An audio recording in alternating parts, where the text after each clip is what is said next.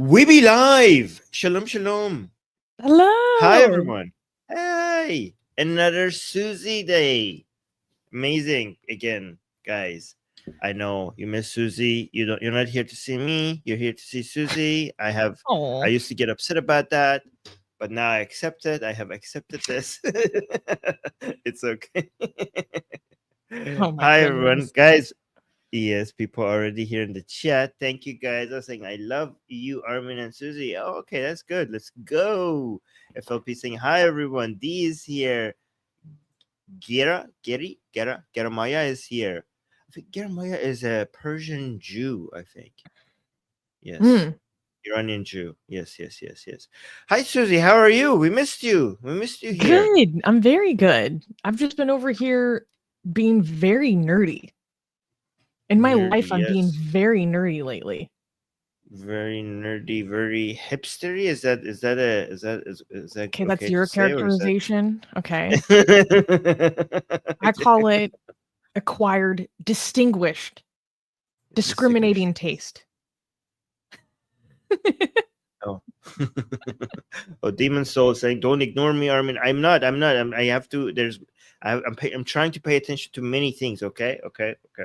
So yeah, me and Susie, before we go live, she tells me about the things that she's into and the things that she's studying, and it's quite unique. Like it's very. I'm going deep on Central Asia right now. Yeah, now she's now on Central Asia, especially Kazakhstan, right? Like very focused on Kazakhstan. Yeah. So she's consuming their music, looking at their sports, looking at their culture, their clothing. So cool.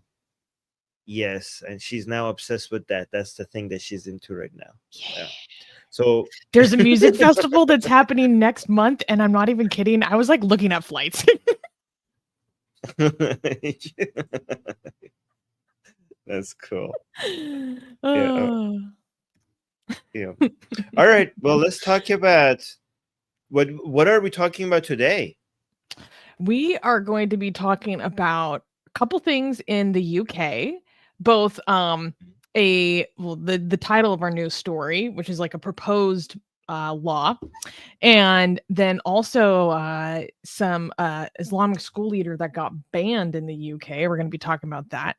Then we're going to be talking about a story I've been wanting to cover for some time, and now we've had a little bit of a culmination, so I thought we could kind of cover it in one go, which is all these different Islamic clerics around the world calling for a global jihad against Israel. Because, well, I'll repeat myself later, but basically, like the idea is like, I feel like we pulled the wool over our eyes in terms of how people are literally calling for armed jihad. And I just want to take the opportunity to show people is like, no, this is what's out there. Let's not pretend. You know what I mean? Believe these people when they say it. Like they mean what they say. Then we're going to be talking about some kind of human rights blasphemy stuff going on in Nigeria, which is very important. And then we're going to be talking about a action that I fully support. It's a story we've been covering for years now, which is New York State shutting down some Hasidic schools for failure to maintain basic educational standards. And this is a story that's been going on for 10 years, and I'm grateful to see some action. So that's kind of a high-level overview. Yeah. Yes. I don't know about that last story that you mentioned, Susie. Haven't we get paid from our Jewish overlords? I've been told. So are you sure you want to do that last story? Because I've been told on this channel that the reason why we have such an anti-Islamic bias is because we are Zionist funded. So are you not afraid that covering that story might make our channel go bankrupt or something like that? Like actually guys, what is that? I'm going to tell you what's really happening. Yeah, I'm going to tell you what actually is happening. So, but keep it between us, okay? So our funders okay, our Jewish funders, have told us that there are too many people in the live chat that are figuring out that we are Zionist backed and funded, right? So they told us to cover the story just to make sure that it doesn't get back to them so that we could cover our tracks. Okay. This is what is actually happening, right? So yeah. Yes. Yes. So don't tell that to anybody, but Yeah. just between us. Yeah. Also, Yeah. like how we don't tell anyone that you really want to work for Mossad. We don't tell anyone that. Yeah. Okay. All right. Oh, this is yeah. No. Don't worry, guys. This is between us. This is just being exposed. All right. Okay, cool. So should we get started then? Yeah, one thing I wanted to say really quickly though is I wanted to I don't even know how to express myself. Just like I want to say to like our Indian followers and subscribers, members of our community, that like my heart is really going out to you guys right now with the terrorist attack that happened in Kashmir. Because I'm not on the channel as often as Armin, and so he's shared his thoughts about it, and I just it's disturbed me so greatly. Like I can't even think about it too much because I'm just gonna like break down crying. It's so horrific. And so I just feel like my heart is just really with those members of our community right now. Because the nature of Islamism in that region is like rearing its ugly head again, and it brings back such horrible memories of what happened in that conflict, what happened to the Hindu pundits. I can't forget what happened, and so to see it returning again today is so bad. And my understanding so far is that people are attributing this so far to Lashkar-e-Taiba.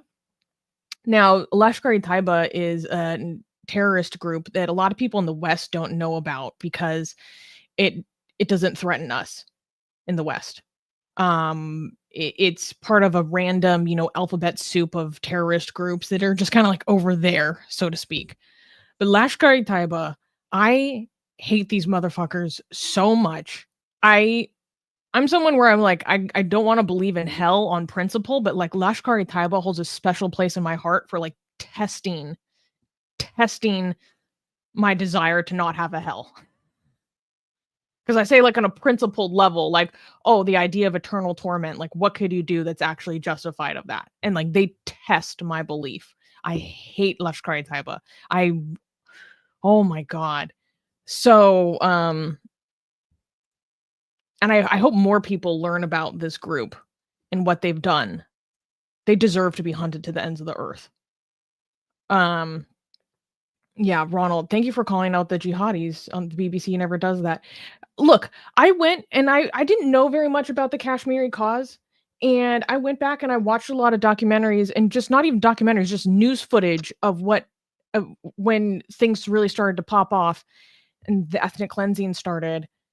And I was just watching it just to see what people were saying from their own mouth. And it's it's examples of some of the worst religious frenzy and zealotry I've ever seen in my life. I was like, this is just jihadi bullshit. I can't support any of this. Why are people so into this? Like just frenzy, out of the mind frenzy. It's so bad. So yeah, I don't know. I just kind of wanted to share my heart because what happened is so devastating. Yeah.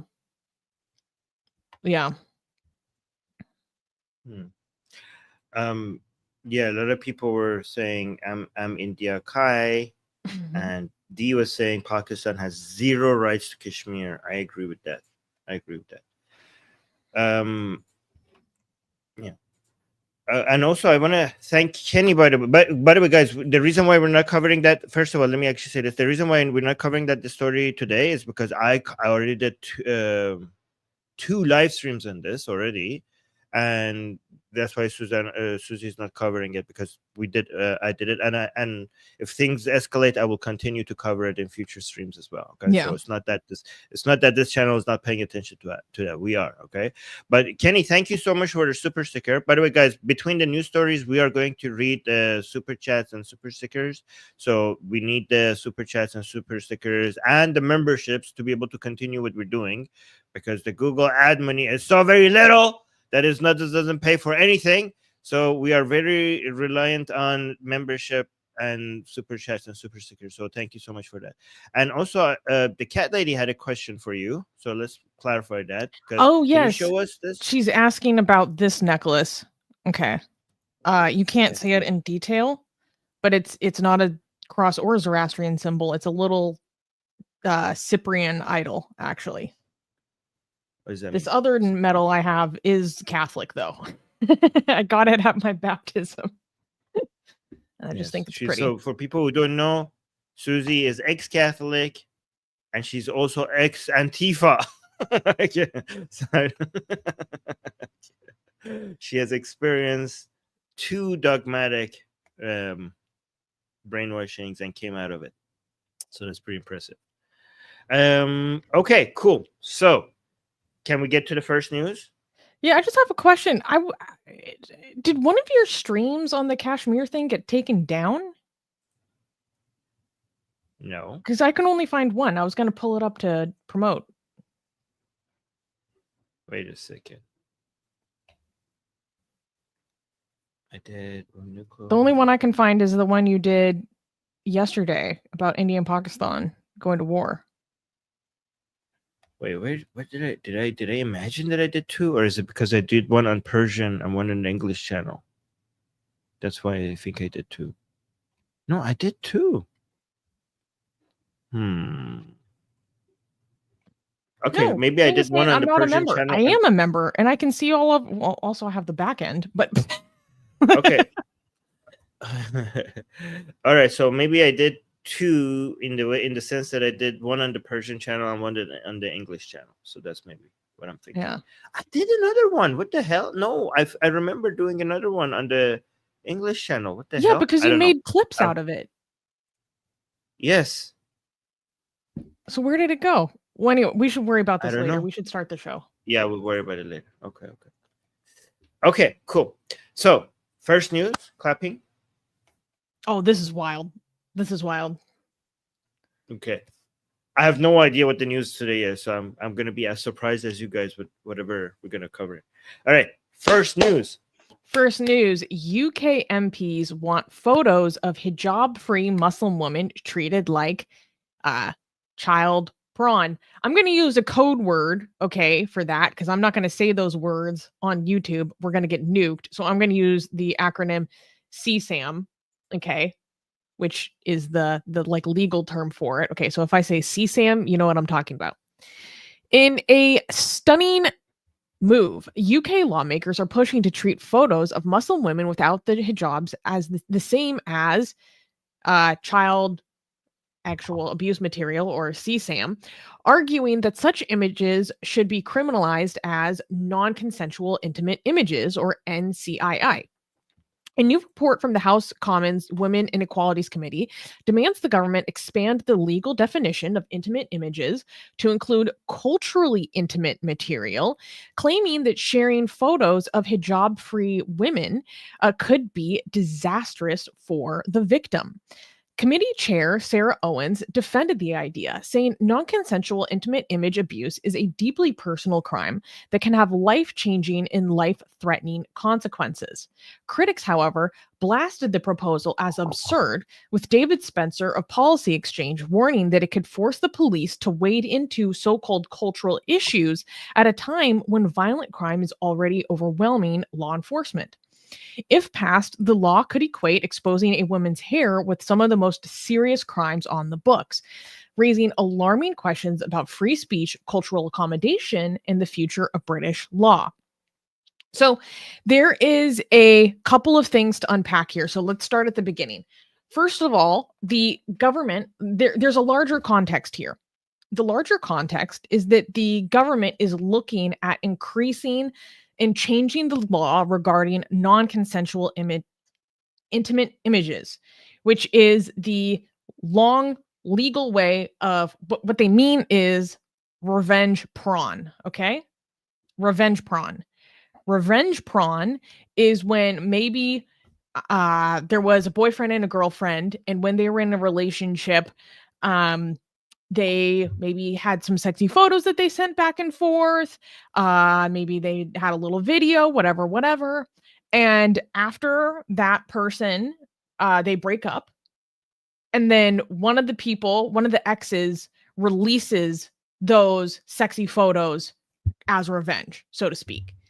Or it could even be a situation when someone is recorded when they don't know it, and recorded in an environment where they would assume that they would have privacy. So like basically maybe being recorded in a sexual scenario without their consent, and then that's released. And this is a really big problem, and the consequences of revenge porn are very serious, and it can be very devastating for people. I've had friends that are victims of this. It's devastating, and it is really serious, and revenge porn is unacceptable, and it does need to be taken seriously. So basically, this is happening in a larger context of the government wanting to take action on behalf of victims of revenge porn, which, okay, cool. I'm on board with that. And so what they're doing is they're saying, okay, right now, the crime of revenge porn is about creating it and about disseminating it. That's the current legal, that's the current crime on the books. But what makes it difficult is that these images are often distributed all across the internet. And oftentimes you can ask for those images to be removed, but there's about 10% of sites where they will not remove it. And this content that has victimized someone will still be out there and accessible. So what the government wants to do, or is proposing, is that they say that basically you should make possession of this material a crime. And to make possession of a material the crime, this basically is putting revenge porn into the same legal standing or like categorization as CSAM, as the, bad things against children. It's putting it on the same level. And I was looking into this. I was like, why is that? It's not because that they are saying that they are morally equivalent. It is not the government saying that revenge porn and CSAM is morally equivalent. I think we could all agree that while revenge porn is very traumatizing, the CSAM is on a completely different level of what is, intolerable and abusive. It's a whole different level of horror, right? They're not saying that they're morally the same or even the same in terms of the harm caused. They're just bringing them to the same level because that would enable the government to have the tools to go shut it down. So they would have the tools to go like block the websites promoting it. They would have the tools to go after servers and stuff. It would just give the government more tools to be able to go after it and protect the victims of the revenge porn. Okay. So I hope people understand like that mechanism. This person is spamming. So basically, when they're talking about this larger issue of helping the victims of revenge porn and like enabling the tools for the government to go take this material down and what that could look like, at the same time, some Labor MPs are saying, okay, what also needs to be included within this larger category of revenge porn is images that are culturally sensitive. And they gave examples such as pictures of Muslim women without their hijab. And they gave examples such as, victims with their pictures of them with their arm around another person. These are the examples that they're giving. because they're saying this is as distressing as the revenge porn, versus revenge porn has been traditionally defined with some criteria involving full or partial nudity. And now they're saying, oh, well, in some communities, some cultures, some countries, this is the same thing. So this needs to be included. This culturally sensitive material needs to be included in what we consider revenge porn, essentially. Am I making sense so far? I just want to check. Yeah, but that's crazy. I mean, Yeah. I agree that you shouldn't be. I mean, Jack was saying the same thing as I was thinking here. Jack is saying posting a picture of a hijabi woman who wants to be a hijabi without a hijab is immoral, but it's not effing revenge porn or child porn. Like that is not at all equivalent. It's not even close. Yeah. I mean, that is so bizarre. Like, just because it feels like them, like, are we going based on people's feelings? So, for example, would I, like, if I say that, hey, if you insult me, to me is as hurtful as you murdering my entire family, and if I really feel like I genuinely feel like that. So, are we now going to charge that a person just because it feels like that to me? Are we going to charge legally the legal consequences of insulting me going to be the same as murdering my entire family because I said that this to me it feels the same thing? Like, is that Yeah. how the law works? No, it's really difficult because they're basically engaging in a cultural relativism of what is nudity.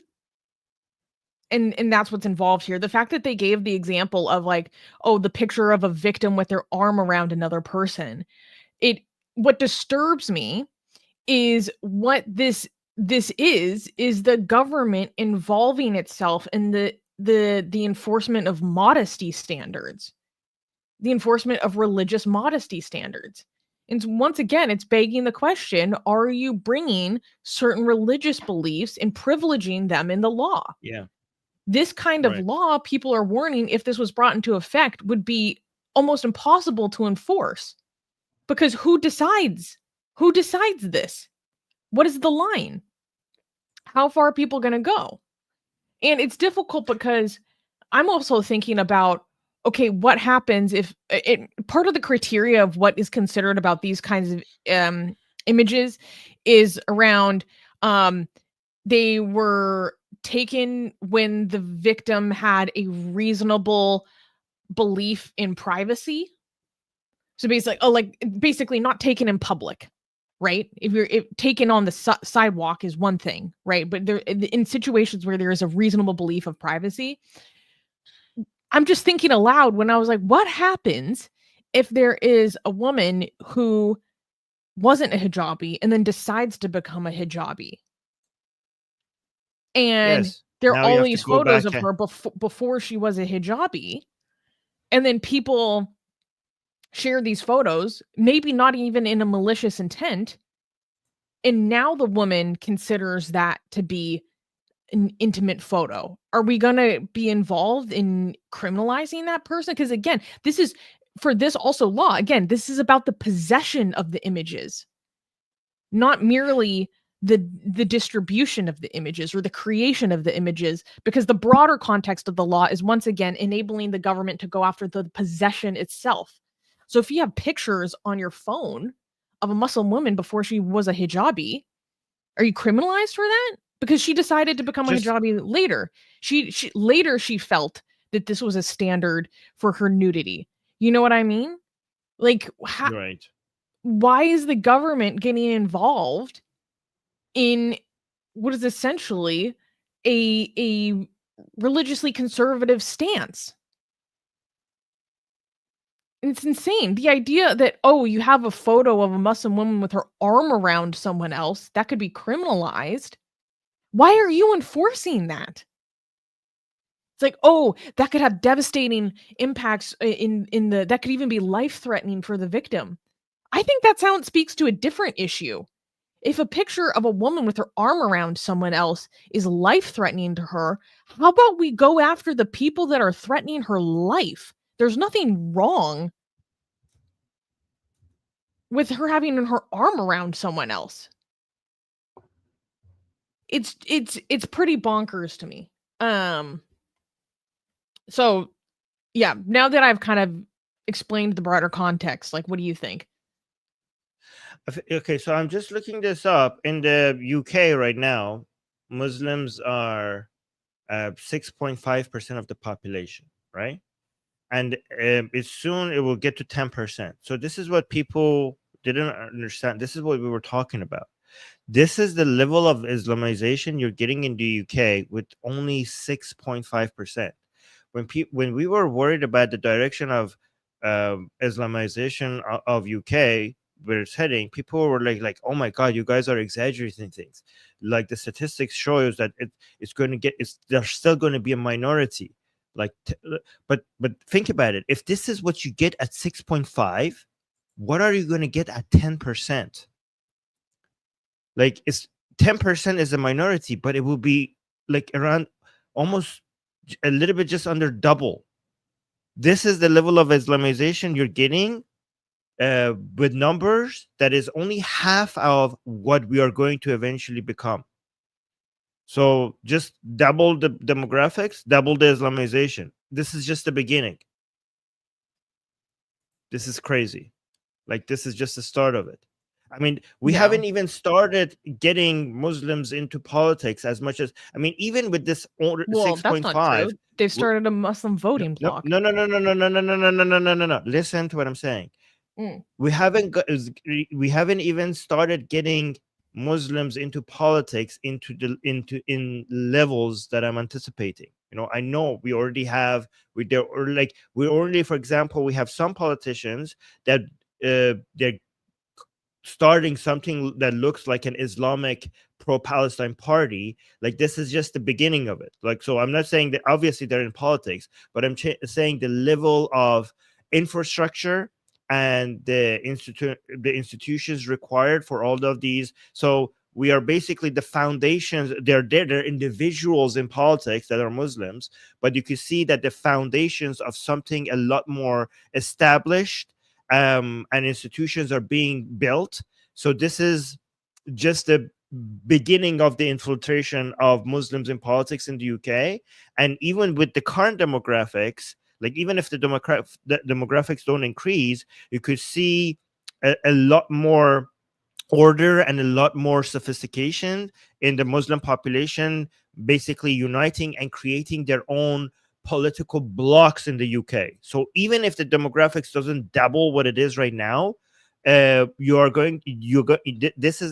this has been a population that has been very loud, but hasn't been very organized yet, as much as I anticipate they're going to become politically. But because they're loud, like, you could have 6% of the population become as politically active as if they are 50% or 40% of the population.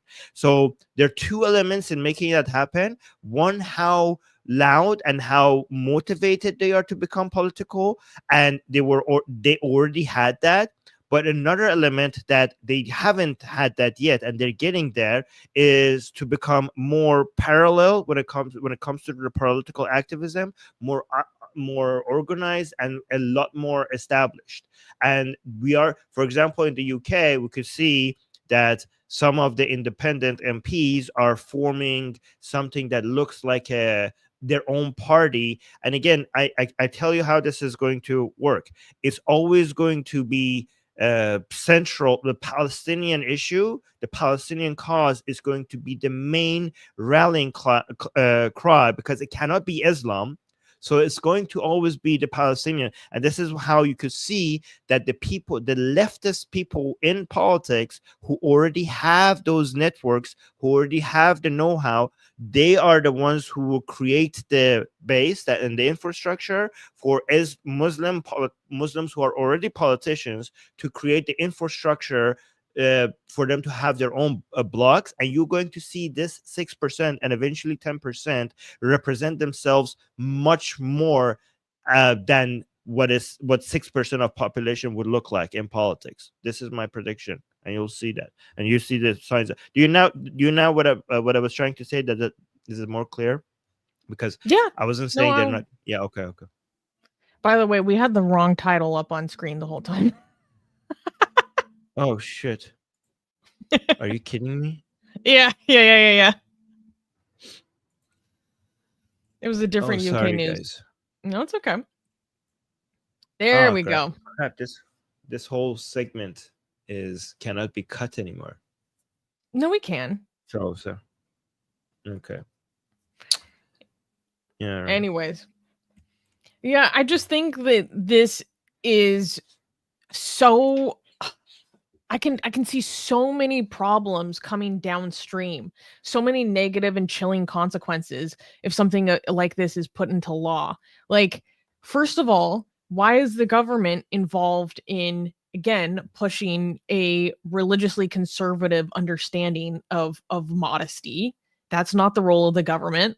I think it's totally fine for the British government to say, we have our own standard of what is nudity, and we're going to continue to call that nudity, not your hair is showing. Okay. It's actually okay for Britain to assert that.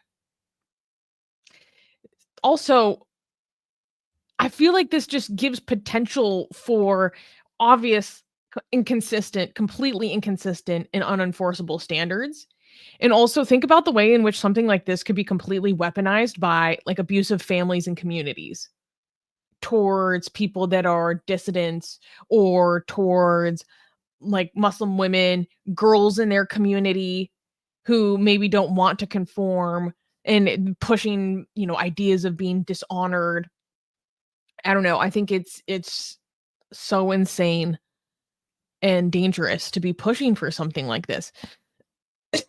Now, in terms of the overall scope of what they're trying to do regarding the revenge prawn, and how they want to criminalize possession and not just the creation and distribution, like I don't know what the consequences are are. I don't have an immediate problem with that.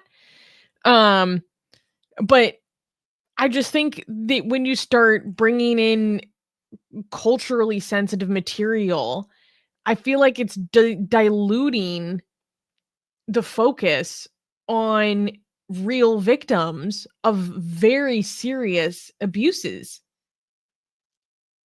Like saying, because then legally having one of these photos would be equivalent to having CSAM. And what is that supposed to mean for people? Are you going to have like a chilling effect where people and journalists like don't know if they can photograph women? Because maybe they think that's going to be too sensitive. I don't know. But the fact that this is actually even being pushed for in the first place is just it's not great. So let's go through the post. Okay. So this is just the news. Yeah. This one. So wait, scroll down a little bit more. So this person is saying, if we simply deport the foreign MPs and deport the foreigners who want to dress in bin liners while living in Britain, the problem is easily solved. Okay. I wish people would stop saying stuff like this, because it's just not going to happen. It's not realistic. You say, oh, the foreign MPs, blah, blah, blah. I promise you, the majority of these people are British citizens born in Britain. Yeah. All of them are. Yeah. Also, the woman, I don't know about the background of the woman pushing this. Susan Owens, MP. Deport.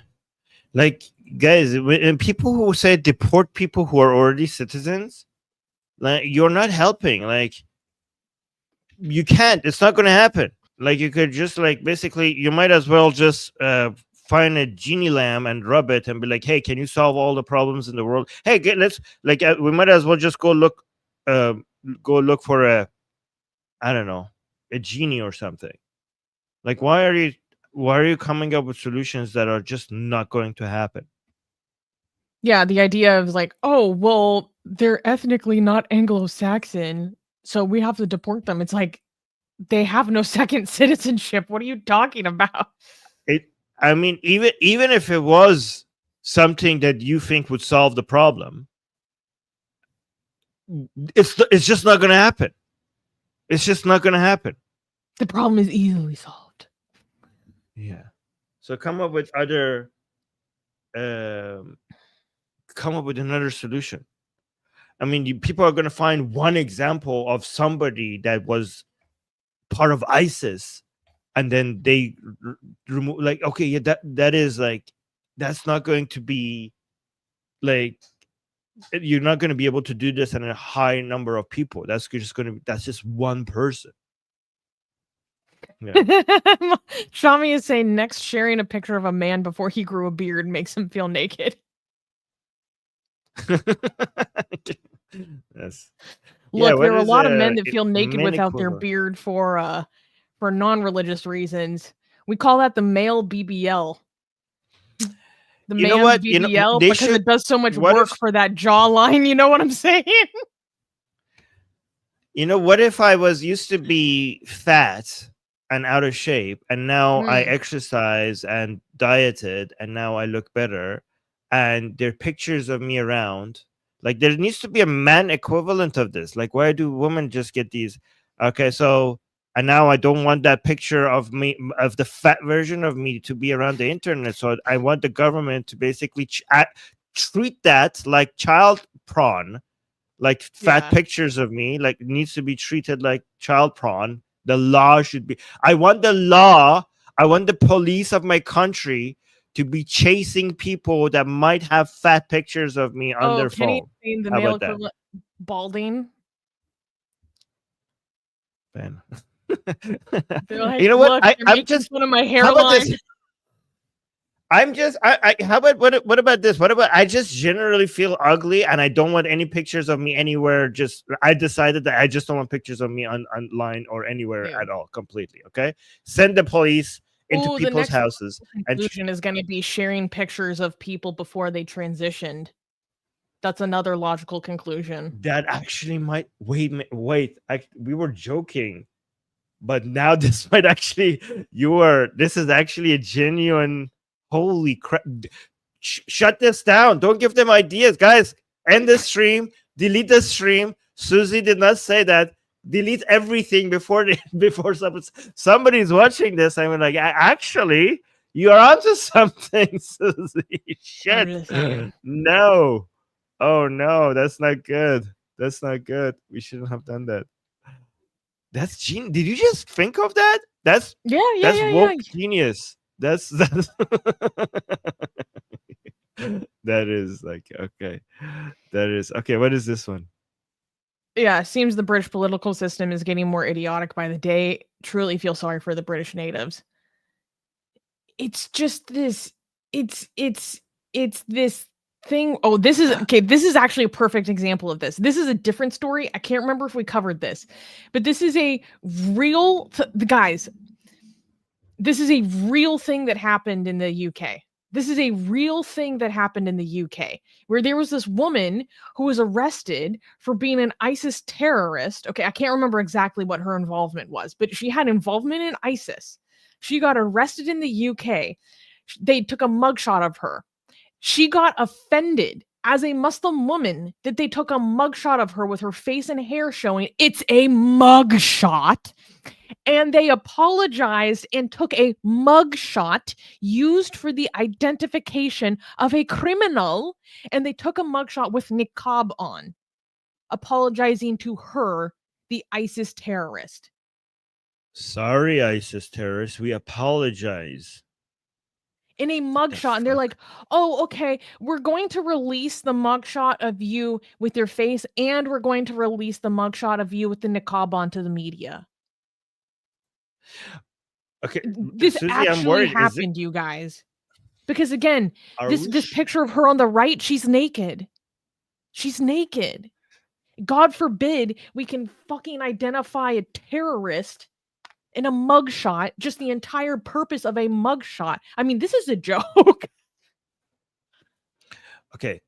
I hurt your fifis. Susie, are we showing something right now that is the equivalent of a child pee? Because is this illegal now that we're showing You this? have I mean, this is a genuine question because this was non-consensual to her. This is an intimate image to her. Oh, wow. I mean, like, should we be worried? I mean, if we were in the UK, the police be knocking at because the door. status of the thing in the UK is this is just a thing that the minister, or is she the minister? What's her role? Sarah Owens, the committee chair of the House Commons Women's Inequality Committee. So once again, I would like to remind you guys that the chair, the woman in charge of the committee designed for women's equality, is saying, "Oh, we need to protect the people in hijab." And say, "Oh no, if you have your hair showing, that is actually the same as being naked." So much for freaking equality. What the hell? By the way, the cat lady was making a good point. All mugshots are non-consensual. So that is actually that's a good point. All right, so what's the comment here? This person, this doesn't surprise me. They knelt for BLM and dance at Pride, but won't arrest terrorists. Okay, first of all, I don't see dancing at a Pride party the same as the other stuff. And also, won't arrest the terrorists. I mean, they literally did arrest the terrorist, you dumbass. That's why she has a mugshot. But you're getting offended for the wrong reasons. Okay, so yeah, that was weird. And why are they doing this? Unbelievable. I don't know. I said the police. To fix this, there needs to be a major, large-scale attitude shift. I think that ISIS, for it to make complete clown world, that ISIS lady should sue the police for that picture and win a lot of money, so we could have the headline news: ISIS sues police for showing a mugshot. Yeah. Meanwhile, in places like Kyrgyzstan, they banned the niqab because they said this is foreign, this is alien to our culture. The Kurds were like, we don't like this. This is we know militancy when we see it. Okay, here's a good question. This is a very simple question, but it's a good question. You think, why are they doing this? Like, Susie, can you explain to people why are they doing this? Like, what's the point of all of this? Why is who doing what? Like, why is the UK like acting like this? I mean, that's a very broad question. You could point to like political voting blocks. You could point to, high concentrations of certain communities in certain municipalities that swing the vote. You could point to a lot of things. I mean, I would say generally it's a loss in confidence of our own values. That's what I would say. It's a loss in confidence in our own values because they're not confident enough in them to say, no, we actually demand this and we think it's good, and you will do this as a condition of being a part of this nation.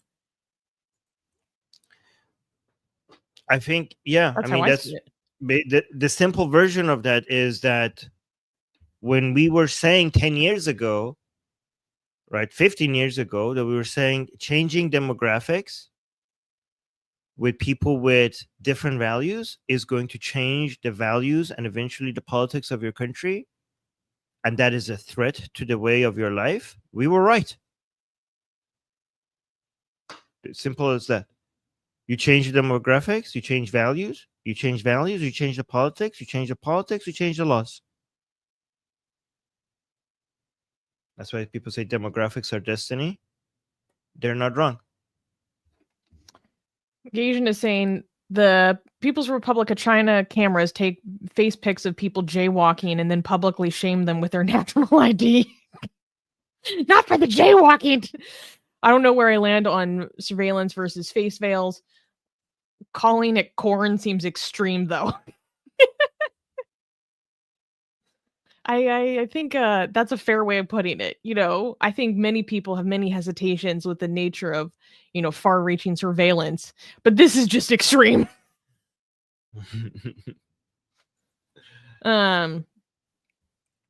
Yeah, it's rough.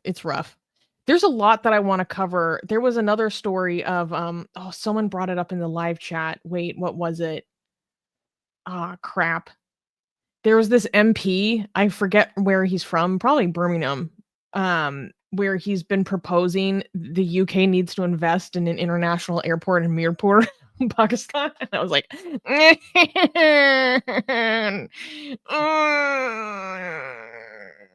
and then they're like, how dare you accuse us of not being loyal to the UK? How dare you accuse us of being a fifth column? They're like, I don't know, you want to put British taxpayer dollars towards airport and Mirpur? Like, I don't know. Wow. So is that the direction that we could be heading? Like if so it's not just Islamization of UK, it could be also because most of the Islamization of the UK is Pakistanis, right? Yeah. So we could even have the Pakistanization of the UK, which is actually even worse maybe than Islamization, okay? Which is to the point where you could get UK resources being directed towards Pakistani interest. Is that the future of the UK? Well, yeah, because that MP with his constituency, he's like, this is a concern of my constituency. I'm actually scared. Well, this is terrifying to think about. Man, holy what was the crap! other story? I'm actually even. I don't know. Crap. Someone was bringing it up in the chat. Now I'm not going to be able to find it. Wanted to cover it. Fuck. Anyways, wait, can you tell me what Umran is saying, Armin? Umran is saying من خیلی دلتنگت بودم. امیدوارم همه امورات تو ردیف باشه. Okay, so it's saying I was very, I don't know if I was very, I missed you a lot. I hope everything is in place in your life. All your life is in place, basically. Susie. Oh, thank you. She's telling you. Yes. Basically saying, I hope everything is going well for you. Armin, you know how you were talking about like, yes, D, thank you. D, she's our number one for a reason. When you're saying, to make this actual clown world, that ISIS terrorist needs to sue for the mugshot and win. I mean, we should actually talk about how Hamas is like suing the UK. Maybe we should, yeah. Should that be the next story, like news, like next week's story? Yeah. We should cover that. Also, we need to talk about the massacre that happened in Nigeria. Zayd is saying, how do you go from the world's biggest empire to a third world shithole in 100 years? Okay. Oh, by the way, I saw my stream. The stream. You're right. The stream was removed. So the stream I did on the attack was removed by YouTube. Damn. Should I share this on the screen so people could see? Yeah, as long as there's nothing sensitive on there. Okay, so guys, like, let me see if there's anything sensitive. No. Yeah. So guys, help me out here. It says misinformation policy. Let me actually make this larger here, like that. Okay, so here, let's put this. So I did a stream saying Islamist terrorists slaughter tourists in Kashmir, and take a look at your content, misinformation policy. So this was removed. Misinformation. I could take action. Misinformation? What misinformation? Guys, did I say anything wrong in that stream? Well, now we can't watch it back to find out. I mean, we can, it's here. But guys, was it Is it because the thumbnail was AI? Is that the thumbnail? Was the thumbnail too realistic and it could have been seen as a real picture? Or is it something in the content? I have to investigate this. It doesn't tell me though. This content is removed from your. Here's what you need to do. If you like to Okay, appeal. we need to look into this later. That's going to be a whole thing. Yeah. So I'm going to have to do that after the show. All right. So I'm going to put this on screen. Can you tell me, is this the next story? Do I have it right? Yes. Oh, by the way, we have 2 super chats. Let's do the super chats first. Oh, yay. Thank you, guys. We will read the super chats between the stories. Again, please send us super chats or become members if you can, because we need these because that's how this channel survives. Okay, the ad revenue is like nothing. It's very low. So thank you. So Cat lady was saying that it got removed, by the way, because of the juice. the juice. It's the juice. Okay. Well, I'm not okay. This person, thank you for the super chat. The 20 Swedish krona, saying, have Dawa already taken part of UK government? I think they mean like, has Dawa infiltrated the UK government? Oh yeah, for sure. Yeah. Yeah. If by Dawa you mean Islamic influence, if that's what you mean by Dawa, yes. If you mean has the UK government is doing Dawa itself, that is scary to think about. Maybe one day. I mean, I saw your prime minister speaking about how Islam should be respected and shit. So that's Dawa. So yeah, actually, actual Dawa has infiltrated the UK government as well. So yeah, that's scary. Well, I mean, there are lots of mosques that do Dawa. They get public funds. Does that count? Okay. Yeah, that does count. That does count. I mean, for various reasons. Yes. Gajan gave a super chat. Thank you, Gajan, saying California and New York allows women to go topless where men are, as it violates the Equal Protection Act. Topless can't be used to advertise, though. So basically saying like you're allowed to be topless in the same places where men are allowed to be topless as a matter of equality under the law. I actually didn't know they had that as a law in California. Yeah. I don't know if that's. I don't know. I don't know if that makes sense though, because people are like, oh, if men could go topless, then women should go topless as well. Well, I mean, is the men's chest are not as sexually, when women's breasts are like very, like inherently very sexual to men, much more than men's chests are to women. So it's not equal. It's a lot of people would say that, equal. No, that's just a matter of they basically make like a culturally more relative argument. And I actually changed my mind on that. I think breasts are inherently sexual. Yes, breasts are like much more sexual. I used to be like, what are you talking about? And then I'm like, nah, let's look at evolution. Let's be freaking honest here. Right. No, so they're saying, Armin, you're speaking from a straight man's perspective. No, even from a straight woman's perspective, the way men look at women's boobs is not the same way as women look at men. I mean, it is sexually pleasing, but not in the same. It's not in the same way, not even remotely close. I mean, Susie might be the best person to talk to here because she's bi. What do you think, Susie? Are they the same? Like, I'm not saying if they're attractive. I was just thinking about my boyfriend's chest. You were saying? No, I'm not talking about you know what. Okay, I don't even know I should say that. I'm talking about the the hairy chest? Never mind. Yes, I can say that. Okay, I'm not talking about the hair. I'm talking about the chest itself. Okay. As a bi woman, is our woman's boob more sexual than man's chest? Not attractive. I'm just saying sexual. I think you know what I mean. Yes.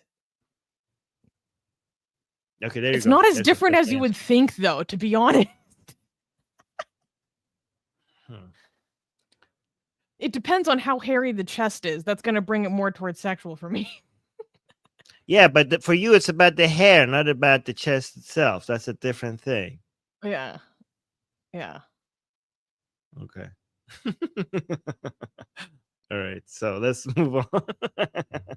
Now you're distracted. Now you're just now you're just daydreaming and fantasizing. So yeah.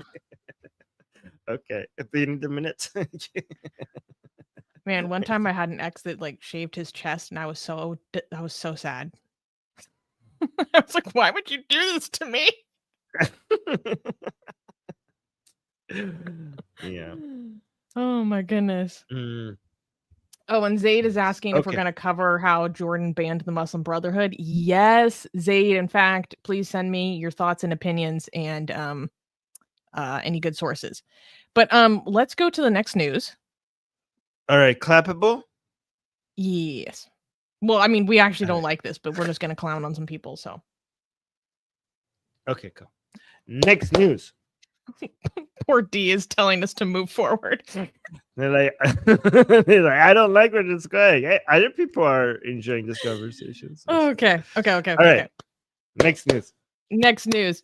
Islamic clerics call for global armed jihad against Israel. In a sweeping and dangerous escalation, Islamic clerics across the Muslim world are openly calling for a global jihad against Israel, framing the war in Gaza as a religious obligation for all Muslims. On Al Jazeera, Muslim Brotherhood leader Dr. Tariq al-Suwaidan declared that Muslims are forbidden from making permanent peace with the enemies of Allah, insisting that jihad, quote, must continue until Judgment Day. Meanwhile, the Qatar-based International Union of Muslim Scholars issued a fatwa demanding, quote, every capable Muslim take up arms, urging Arab and Muslim nations to blockade Israel by land, sea, and air. In Pakistan, clerics at a national conference led by Grand Mufti Tariq Usmani called jihad against Israel an obligatory duty and blasted Muslim governments for failing to act. Quote, what are the armed forces of Muslim countries if they cannot wage jihad? Usmani asked.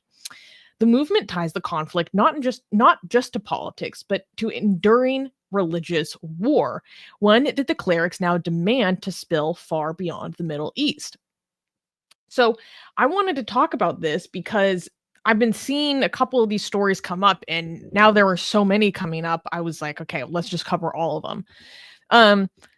So can I just say go something ahead. because I know people are saying, well, shocker, and this is not surprising.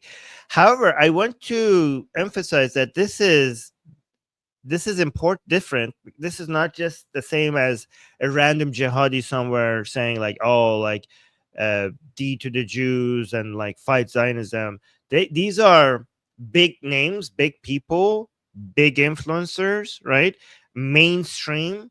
And it's important. This is not this. So because a lot of people there's some trends towards bigger names moving away from this language. So this is an important reminder that like we're still in the phase of mainstream big names still being that crazy and this anti-Israel.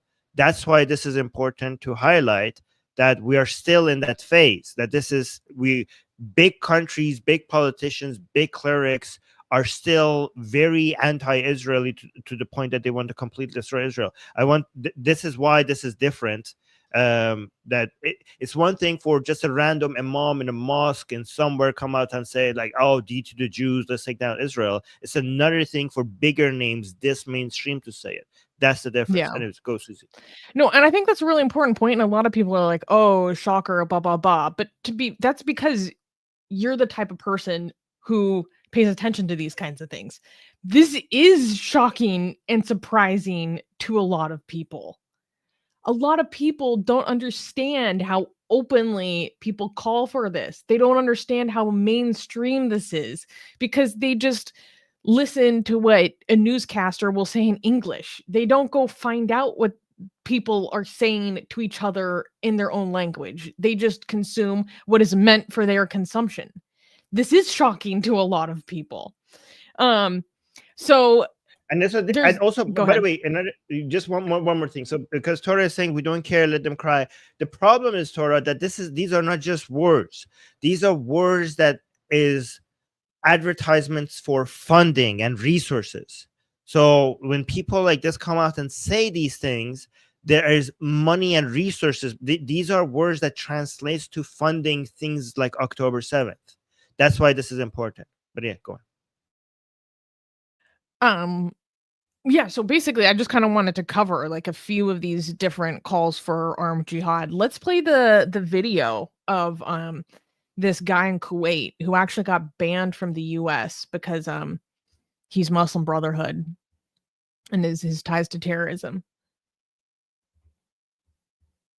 Should I read the subtitles, or do you want to? You, of course you. Okay, People okay, prefer okay. your voice over mine. Okay. So you play check it. any book talking about, and okay, and also I just want to emphasize once again that they are making it very clear that this is not just their opinion. They make it very clear that this is like from the text. I want to emphasize that. They're making clear, they're like, no, this is Islamic understanding. Check any book talking about jihad and you will see لأي كتاب يتكلم عن الجهاد لا يجوز عمل that it is prohibited to make permanent peace with the enemies of Allah. For the record, for anyone who's forgetting, the enemies of Allah are those who are not within Dar al-Islam. That means the enemies of Allah are anyone who's an infidel, not Muslim. سلم دائم مع أعداء الله. كل العلماء أجمعوا. All Islamic scholars are in agreement that such a thing nullifies the validity of jihad. على أن هذا فيه تعطيل للجهاد والجهاد ماض إلى يوم القيامة. Which must continue until Judgment Day. فاتفاقيات These treacherous peace and normalization agreements السلام والتطبيع هذه الخيانية هذا في دين الله are close to heresy, if not full heresy, according to Islam. عز وجل. That's a very serious accusation, just by the way. That's a very serious accusation. من قريب من الكفر إن لم يكن كفرا. نحن لا نتوقع. If we do not expect from our brothers and sisters, excuse me, we do not expect from our brothers and sisters, the Muslims in Europe. من المسلمين اللي في أوروبا وأخواننا وأخواتنا ما شاء الله المواقف with all the wonderful things that they are doing الرائعة التي يعملون لا نتوقع منهم أن we do not expect them to change the regimes in those countries. يغيروا النظام في تلك الدول ويحكموها بالإسلام. And instill Islamic rule there. هذا خيال. This is a delusion. We should start with ourselves. يجب أن نبدأ من عند أنفسنا. لكن الحقيقة اللي قاعدة. But the truth is that what we are seeing of this movement in the West, guys, pay attention to this here. شوفها من الحركة اللي في الغرب أوروبا وأمريكا. In Europe and America, Australia and other Western countries. الحقيقة الدول الغربية أستراليا وغيرها شيء رائع يعني. Is a wonderful thing. So he's saying, okay, we're not expecting the Muslims in Europe and the Western countries to overthrow their governments, okay, but what we're seeing is very wonderful. مجاهد احنا قاعد نتابع. We watch the blessed Al Jazeera TV. قناة الجزيرة المباركة هذه ونشوف إن كل And we see all the demonstrations are in Europe, Australia, and America. المظاهرات اللي قاعدة تتحرك هي في أوروبا وفي أستراليا وفي أمريكا بلادنا هي اللي Our own countries are silent.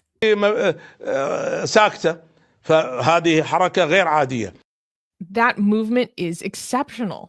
فنتوقع منهم We expect them to continue to demonstrate. أن يستمروا في المظاهرات استمروا في الضغط على to exert pressure on their regimes الأنظمة استمروا في التوعية and to make people aware of the situation استمروا في and to provide direct support to your brothers and sisters in Palestine. الدعم المباشر لإخوانكم وأخواتكم في فلسطين. استمروا في To continue to deliver aid to Palestine. إيصال المساعدات عن طريقكم إلى فلسطين لأن سد Because most of our routes have been blocked. عن طريقنا بشكل كبير فنتوقع أن We expect you to continue. There are تستمروا. wonderful هناك منظمات organizations رائعة في الأمة الإسلامية الأقلية التي among the Islamic minorities in the West. تعيش في الغرب، منظمات فعلا رائعة، هذه يجب أن تدعموها. You should support these organizations. Wow. So basically, the Islamic organizations in Western countries are now a better source of funding terrorism because the Middle Eastern ones have been blocked. So because Western financial institutions have better access and easier methods of funding, this is by spreading Islam in Europe and North America, you also get access to better ways of funding terrorism. Well, I think what's really important about his speech is that he very clearly sees this as a overarching continuation of a global movement.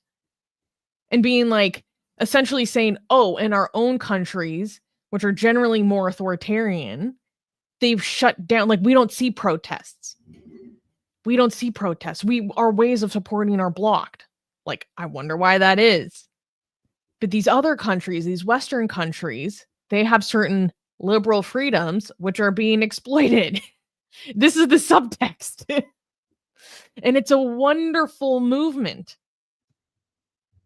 because they can take advantage of those systems versus in our own countries, we cannot. He's very explicit with his meaning. You know what I mean? Like, it's not right. I don't know. It kind of bothers me because when we talk about, oh, this is a movement for domination, people are like, oh, wow, that seems like such a crazy thing to say. And I'm like, no, just go listen to what they say themselves. This is how this guy, this Muslim Brotherhood dude literally envisions it. Like, right. I mean, we are the way we're heading, we are going to see, if we continue going this path, very little Islamic radical movements in Muslim countries because of their governments. They're being very, except maybe like in Iran, as long as the Islamic Republic is in power, and in Pakistan. But in other Islamic countries, there's going to be heavy crackdown on any form of this BS. But we are going to see mostly Islamic radicalization coming out of Europe instead of Islamic countries, because they feel like they're more free there to be able to do what they want and fund what they want and say what they want. But like in Saudi Arabia or in the UAE, or in Egypt, the governments there will have very little patience for it, and they will just crack down on it. And they're going to see because they identify it correctly as inherently destabilizing. Right. It's that simple. Yeah. So like, I don't know where you thought you were living. We're cracking down on that. Like, what? By the way, was he referring to this Quranic verse? I don't know, because I went to the washroom quickly. He was referring to making it very clear that you cannot be friends with the Jews. Not permanent. This is yes, this is Quran chapter 5 verse 51, and you can see it's very clearly says God is saying to Muslims, to mu'minun, ya ayyuhallazina amanu, means all you who. This is one of the most repetitive phrases in the Quran. Ya ayyuhallazina amanu means all you who have believed, right? By the way, in Islam, in the Quran, most Muslims don't know this. Okay, in today's world, we actually use these interchangeably in Islamic language. believers and Muslims mean the same thing, but anybody who reads the Quran carefully, you realize that believers and Muslims are two different groups of people. The believers are above Muslims. Muslims are people who just submit. The believers are one level above Muslims. Did you know that, Susie? If you read the Quran, like, hey, you guys are just submitting. Muslims are just submitting. Anyways, that's another topic. In today's language, this means Muslims. So it basically means Muslims do not take the Jews and the Christians as allies. So this is a very clear Quranic command that they are not your friends. They are not your friends. Yeah, I also wanted to talk about this giant conference that happened in Pakistan. So it was, what was the name of this? The conference was titled Palestine and the Responsibility of the Muslim Ummah, organized at the Pakistan-China Friendship Center in Islamabad by the Majlis Ijtihad-e-Ummat Pakistan, which is a collective of Islamic religious organizations of different sects and different religious political parties. Okay, so in it, the Grand Mufti of Pakistan made this whole speech, and it I just have to give you some quotes. Because wait, there was wait. Okay. Because I was like, you got to be freaking kidding me. They literally did the meme. Okay, so there was one guy who gave a speech, Maulana Fazlur Rahman, the Emir of Jamaat Ulema-e Pakistan, said, quote, quote, behind every difficulty in Pakistan, there is a Jewish conspiracy. I was reading the breakdown of this conference. I was like, oh, you're freaking kidding me, man. You literally did the meme. Behind every difficulty in Pakistan, there's a Jewish conspiracy. Quote, jihad has become obligatory on all Muslims in the matter of Palestine. There is no pact is an obstacle to the participation in jihad. So basically, and then they laid out this case at this conference. And basically, the whole idea is that because of the level of devastation in Gaza, it has reached a level that now it requires obligatory jihad from Muslims. So, for example, the global conscience has died. The United Nations, the Security Council have become ineffective. America is vetoing every resolution. Human rights, the International Court of Justice have become paralyzed and helpless. Quote, in such a situation, according to the Sharia, jihad has become an obligatory duty, and helping the Palestinians has become obligatory on the Muslim Ummah based on the principle of al-raqab fil aqab, i.e. jihad becoming obligatory on those experiencing oppression, and the circle of jihad becoming wider and wider to include communities close by. Quranic verses, sacred hadiths, and universal accepted principles of Islamic jurisprudence are a reliable witness to this opinion. Muslim rulers and the entire Ummah will be accountable for it and before Allah, and no excuse will be accepted regarding it before Allah the Generous. So basically being like, we have no excuse to not do armed jihad, but when we have to face Allah. Wow. And so that's kind of the whole rationale and mentality. And then they go on talking about the failure of Muslim countries to interfere. Where was a good quote on that? Basically saying that the rulers of Muslim countries are equal participants in the oppression and genocide of Gaza, just the same as Israel, because of their inaction, which is a increasingly dangerous attitude. But at the same time, they emphasized that in their ruling, that just because these Muslim rulers are essentially complicit, it would not be permissible. It would be, in fact, be haram to be taking action against the Muslim rulers. They're basically saying like, okay, so the Muslim rulers are complicit, but we can't, it would be haram to do an uprising against them because it would cause chaos and fitna. Yeah, that's actually a major big topic in Islam. So you are a ruler, it's so the Khawarij, for example, rose up against the rulers, and both Sunnis and Shias see that as very, very taboo.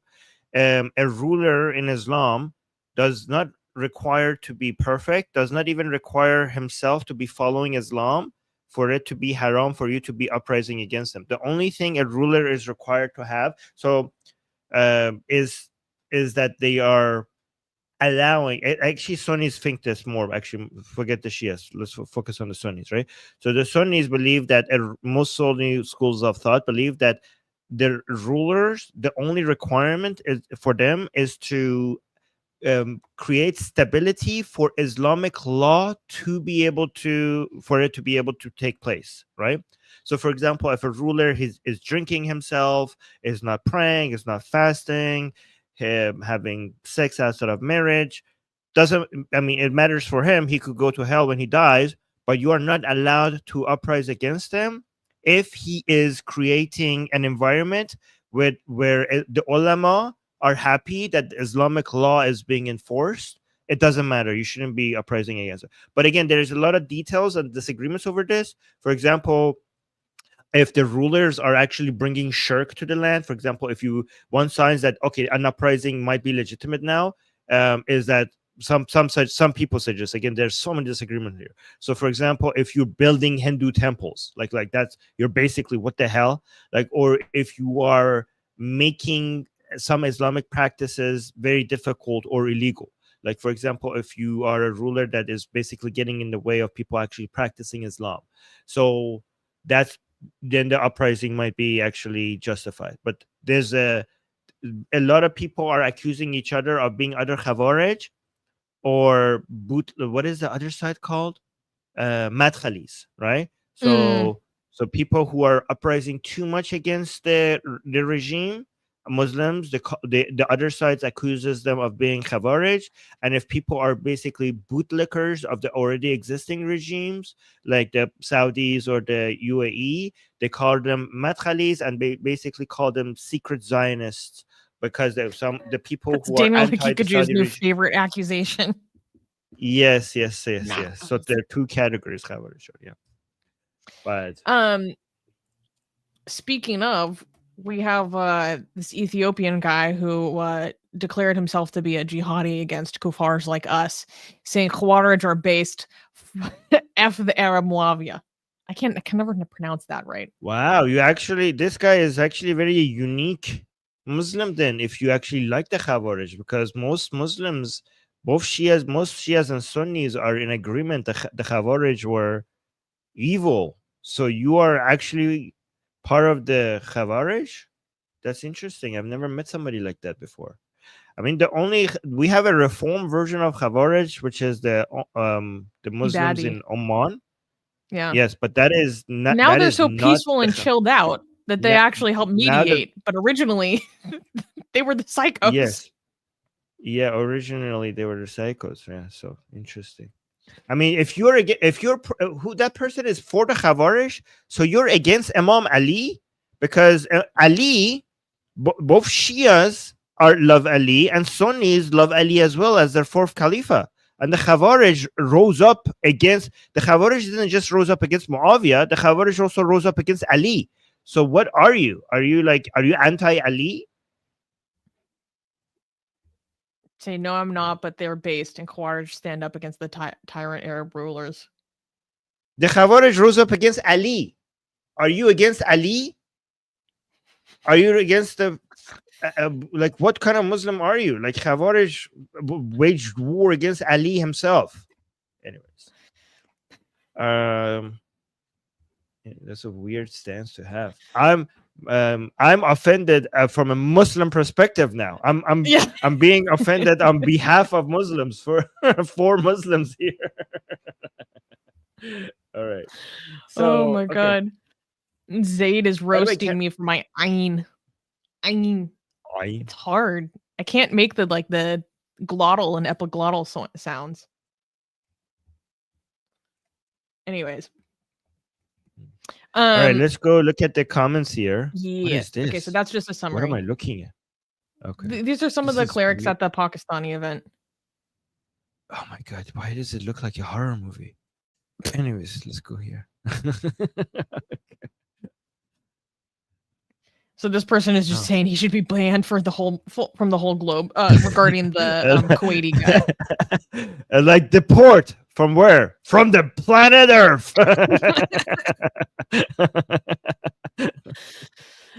So this one is regarding the fatwa that was made in Qatar, and this person replied, you know, in the fatwa was saying that it's obligatory upon all Muslims to do armed jihad, and this person is like, I am a professional shooter and fighter.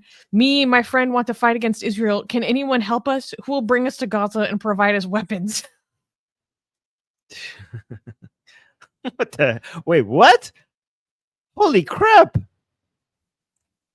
He's like, oh yeah, I Anyone help us? volunteer.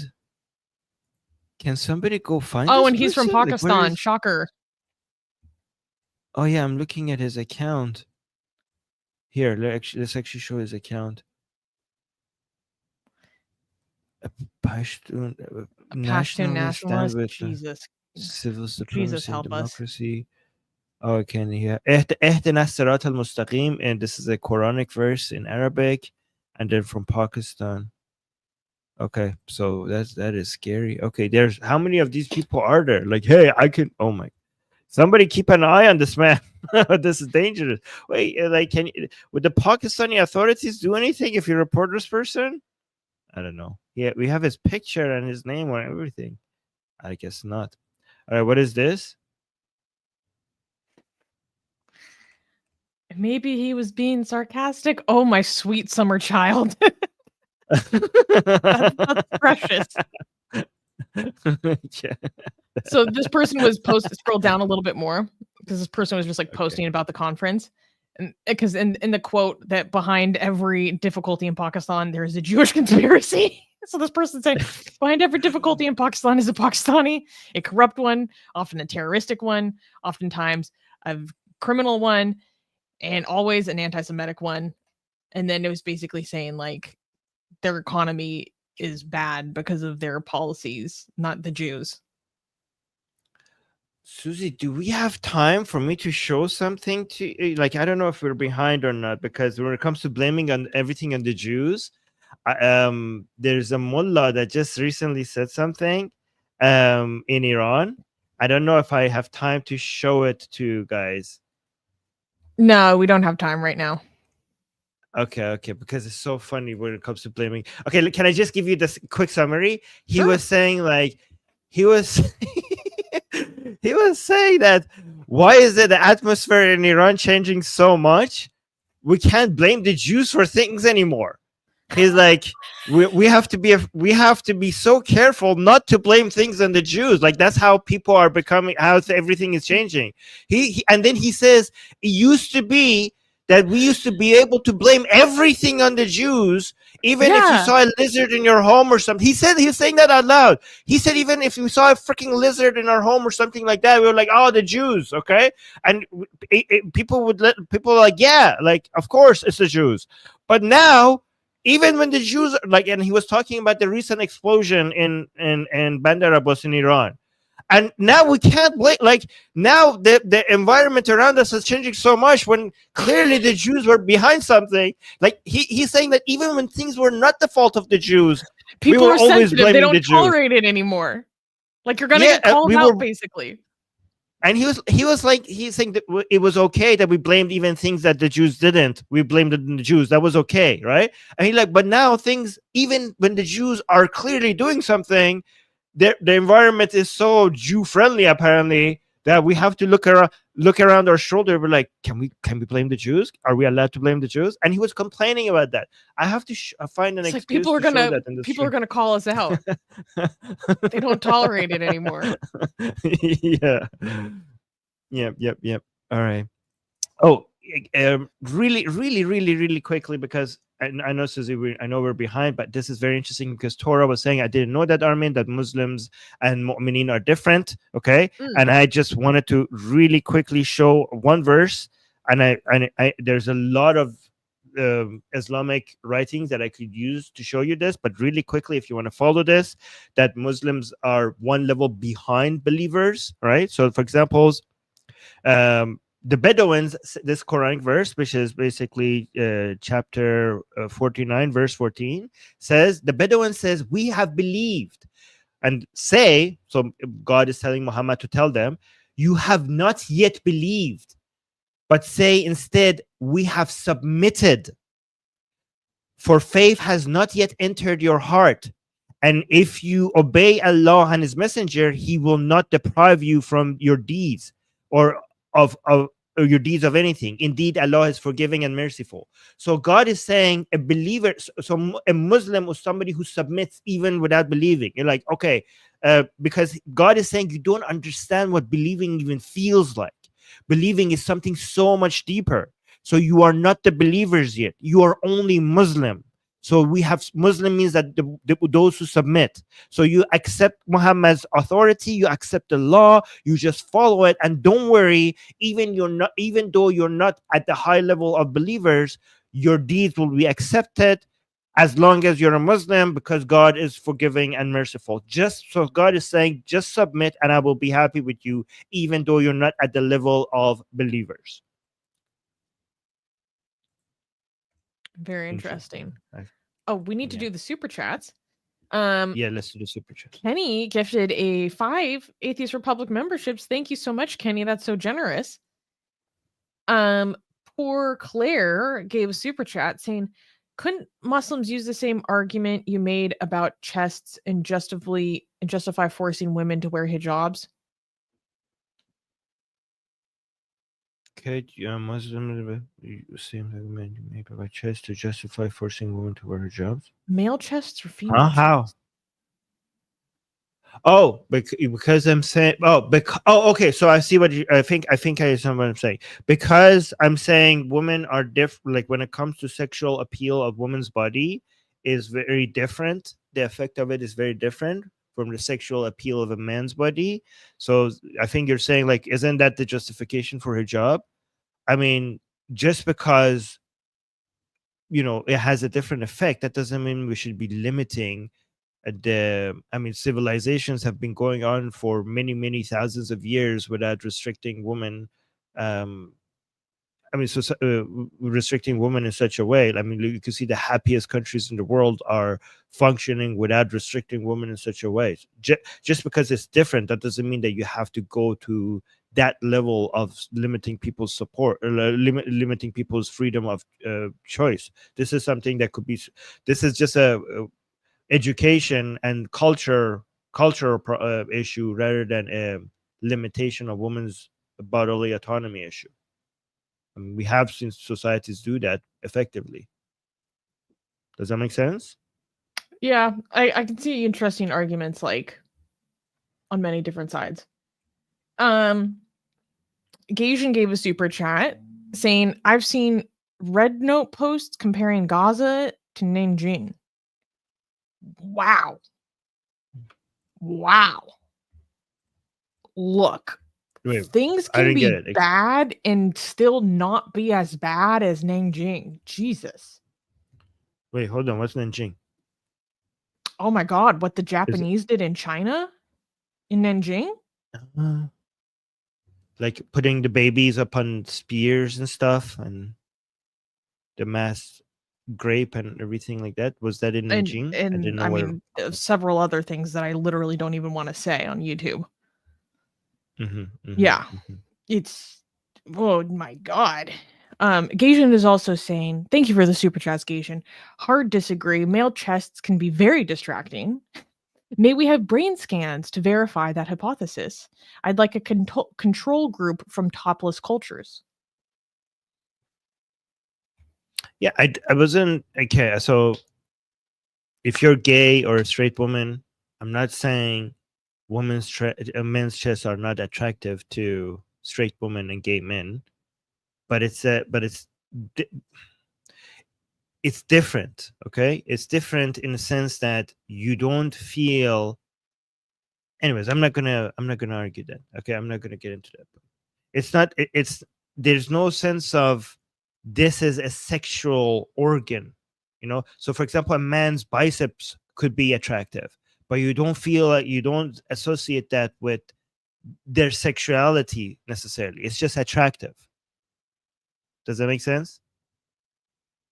Because it doesn't highlight, it's not a feature that shows that the sexuality specific to that gender. Like there are certain cues and from a body that makes this, I don't know how to explain it. I will go and find the right vocabulary for this at some point. That it serves a sexual purpose? Not a sexual purpose. It's just a very a feature in that body that identifies to your the reptilian part of your brain that this is the other sex that you need to go and impregnate. Okay, like there are things that shout that at you in a man's mind in a way that nothing else does. I get that. Yeah. Okay. So let us move on to the next story. Did we not? We have 2 more super chats, no? No. We did no, 1 more. We did these. Okay, we did this. Okay.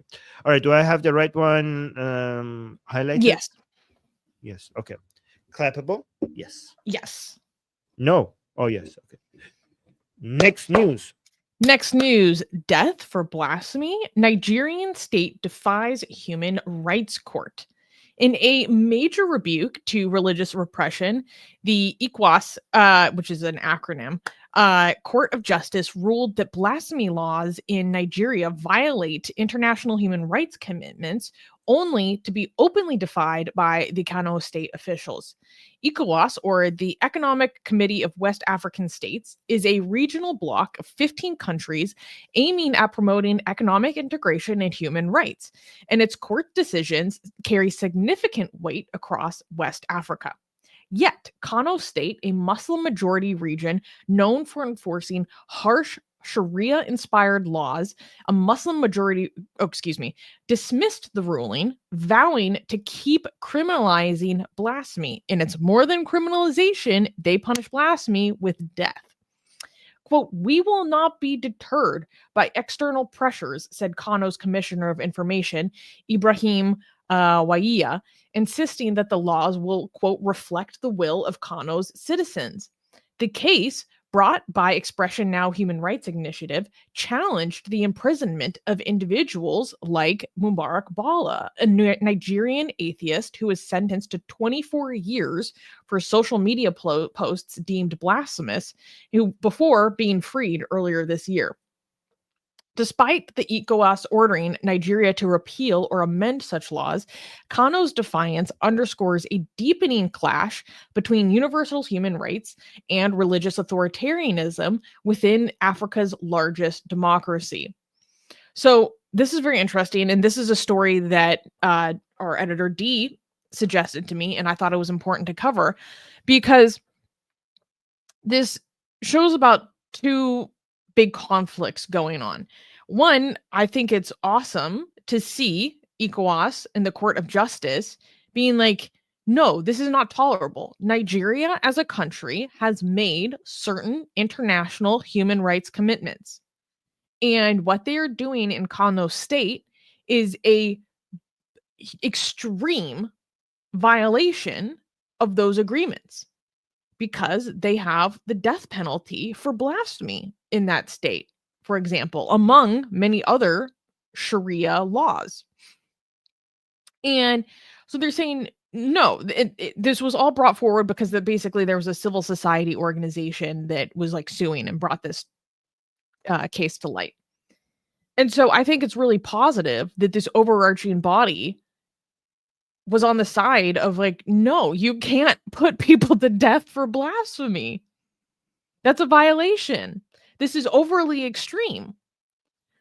But then meanwhile, when this ruling came down and there was, I personally had a positive reception to that. Then Kano State is like just being openly defiant and say, no, this is what we do. We have to reflect the will of our people, and we have to keep it this way. Because it's a difficult scenario where Nigeria as a country has made certain human rights commitments, but Kano as a state has a certain level of autonomy from the larger federal government. So there's a big conflict with each other. Armin, what is your reaction? I was going to look this up as you're speaking, because one thing I know about Nigeria and how, because a lot of people think, anti-Islam or anti-religion or atheist activism or secular activism is about the direct negative influence of religion on our personal lives and people who might be executed and victims of terrorist attacks. And Nigeria is actually a good example to show that it's about much, much, much more than that, right? Because Nigeria is going to be has so much potential, and a lot of that potential is basically religion is basically in the way. I mean, Nigeria is going to be a major part of uplifting Africa's economy and the world economy, given the growth and the demographic that they're having, and given the young population that they have, and given how much in major economies the population is dying, like in Europe, in North America, in Japan, in Korea, in China. Nigeria is a major key to the solution, and it has a very young, very driven, very entrepreneurial, and a very educated population. And all of that is being hampered and is being slowed down by religious radicalism, by a legal system that is basically archaic. It's like very ancient. It's very unstable. It's very basically scares away money, scares away investments, scares away business, and a lot of terrorism that causes instability, and so much of that amazing potential. So when I say anti-religion activism is not about just those immediate victims that you see on the news. Like if there's a terrorist attack, you see the people who died. When you see somebody being executed for or going to court for blasphemy, you see years of their lives gone. But what you don't see, which potentially is even much higher in cost, because a lot of people are like, oh, are you saying economic opportunities are more important than people's lives? No, what you don't understand is economic opportunities gone, that cost is in people's lives. More people die from lack of economic progress than actual terrorist attack and war. I mean, I could show you why, but that will make the stream go much longer. But there's so much lost opportunity here that the consequences of instability and a legal system that is so barbaric is so much more than what you see in the news. And it's such a shame. And this is why people who are doing secular activism or atheist activism or anti-Islam activism, a lot of people don't understand how important their service is. But yeah. Yeah, I think that's an important thing to think about. And that's actually part of the reason why I've been wanting to talk more about, and I've been meaning to talk more about the issue of Fulani jihadism in Nigeria, because that's a crisis that is like really reaching a whole different level. I think, we covered this story a while ago. I think most Christians that are killed for their faith in the world are actually in Nigeria. I think the most amount of Christians are killed in Nigeria by Fulani jihadism. But I think it's important for people to kind of understand the mentality here, because the people who push for the blasphemy laws have like a very certain conception, versus the ECOWAS has like ruled that two of these kind of amendments, not amendments, what's like elements of the penal code need to be struck down. They ordered them to be struck down. But proponents of these elements of the penal code would say, like, they argue that they prevent actions or speech that could incite religious tensions or violence and safeguard the dignity and sanctity of religious beliefs, ensuring that followers of various faiths feel respected and protected, thereby maintaining peace in a multi-religious society like Nigeria. So they actually see this as a way of protecting like harmony and pluralism, which I think is a very interesting argument. But like, let's say, for example, somebody says like, you know what, that actually, regardless of what the ideal is, like somebody wants to argue against me and you, Susanna, somebody might say like, you know what, but they're just being pragmatic. You're like, oh, it would be good not to have these. But they live in a society where there are some crazy people that if things like this happen, if you don't give them what they want, they will just cause so much chaos. So it makes sense for pragmatic reasons to do that for the sake of stability. What my response to that is that might look like what makes sense in the short term, like if you look at it in a small time horizon. But if you actually look at what you're doing, you're incentivizing extreme sensitivity and radical responses, because what you're doing is you're demonstrating to your society that the people who react the most crazy will get their way. So you're not actually, by giving them what they want, you're actually not reducing radicalism. You're not actually, you might be reducing instability and causing more harmony short term, but in the long term, you're going to signal to everybody that if you want to be heard, if you want us to submit to your demands, you just have to act like a maniac. You just have to go full radical. So that's why this doesn't actually cause harmony. Well, and this actually plays into the what led into the persecution of Nigerian ex-Muslim atheist Mubarak Bala is when he was accused of blasphemy for a social media post, and lawyers initiated this case against him. They literally said that he needs to be arrested, because if he's not arrested, basically Muslims are going to cause mass violence. And so we need to go after him for what he said instead of going after the people who are going to be causing mass violence. I want people to remember that it was less than 3 years ago that there was a student. Her name was Deborah Samuel. She was accused of blasphemy because of some WhatsApp message that she made. And she was lynched and burned. Her body was torched by her own classmates at college because of this accusation. It's so, I cannot imagine what it is like to live in a society, because I remember my memories from college, and knowing that if my fellow classmates, these people who are my friends, who I'm going through this exciting developmental stage with, like, if they interpret what I said the wrong way, these people sitting next to me in class will kill me dead right here and set my body on fire outside my lecture hall. I cannot imagine what it is like to live in a society like that. And that's what life is like for many people in Nigeria. That's what life is like for our community members here who live in Pakistan. That's not an imagination. I can't imagine what that would feel like. To know that that's how quickly things can turn with the people sitting literally right next to you. It's terrifying. And that's a lived reality for a lot of people in our community. That is terrifying. Yeah. And that's the reality of what's going on. Yeah. Okay, so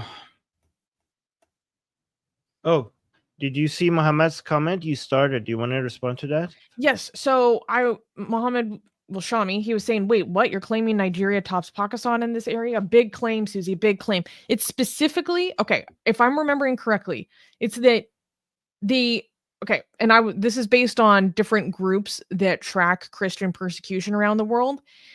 And this is a quote: in any given year, the number of Christians killed by extremist groups is rarely less than 4,000, which is more often than the rest of the world combined.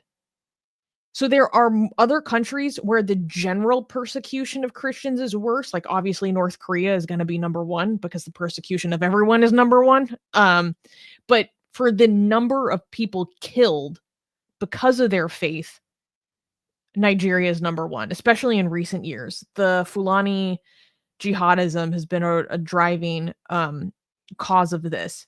And I mean, so it's not just blasphemy accusations or blasphemy lynchings. Pakistan's going to be the number one on that. But for being killed for being Christian, Nigeria is much higher, partially from the simple fact that they have a much larger Christian population.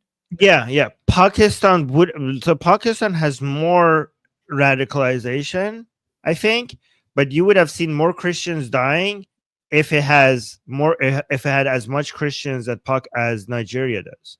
So the reason why Nigeria has it worse for Christians is because Nigeria is half Christian, half Islam. So there's a lot half Muslim. So there's a lot of tension between Christians and Muslims there. Yeah, we covered a story within the past year that showed that I think last year they were the worst. Nigeria had the most Christians killed because of their faith than any other country. And like one organization that tracks this said more than any in a given year, more than any other country combined. I can't think of any country right now that needs secularism more than Nigeria, because it's basically technically they are secular. Well, not technically. I mean, no, there's according to their laws and their constitutions, that's just not upheld. Partially because in the northern states in the late 90s, they decided to all go. So formally they are secular. Technically they're not. Because look, like what's on the books versus what is the reality, you know. Yes. It's all right, let's look at some of the comments. So people are highlighting that this is a really big decision and that this has major implications for prisoners who have been accused of blasphemy, who are facing the death penalty, like Yahya Sharif Aminu, who's a case we covered, back in 2020, who himself, Yahya Sharif Aminu, is a Muslim who's accused of blasphemy and is on death row for insulting the Prophet Muhammad because of a song that he made. And he's still, like, his case is, there's been a lot of changes, but it's still up in the air. So yeah, it's not just ex-Muslims like Mubarak Bala that get in trouble for this. It's also Muslims themselves.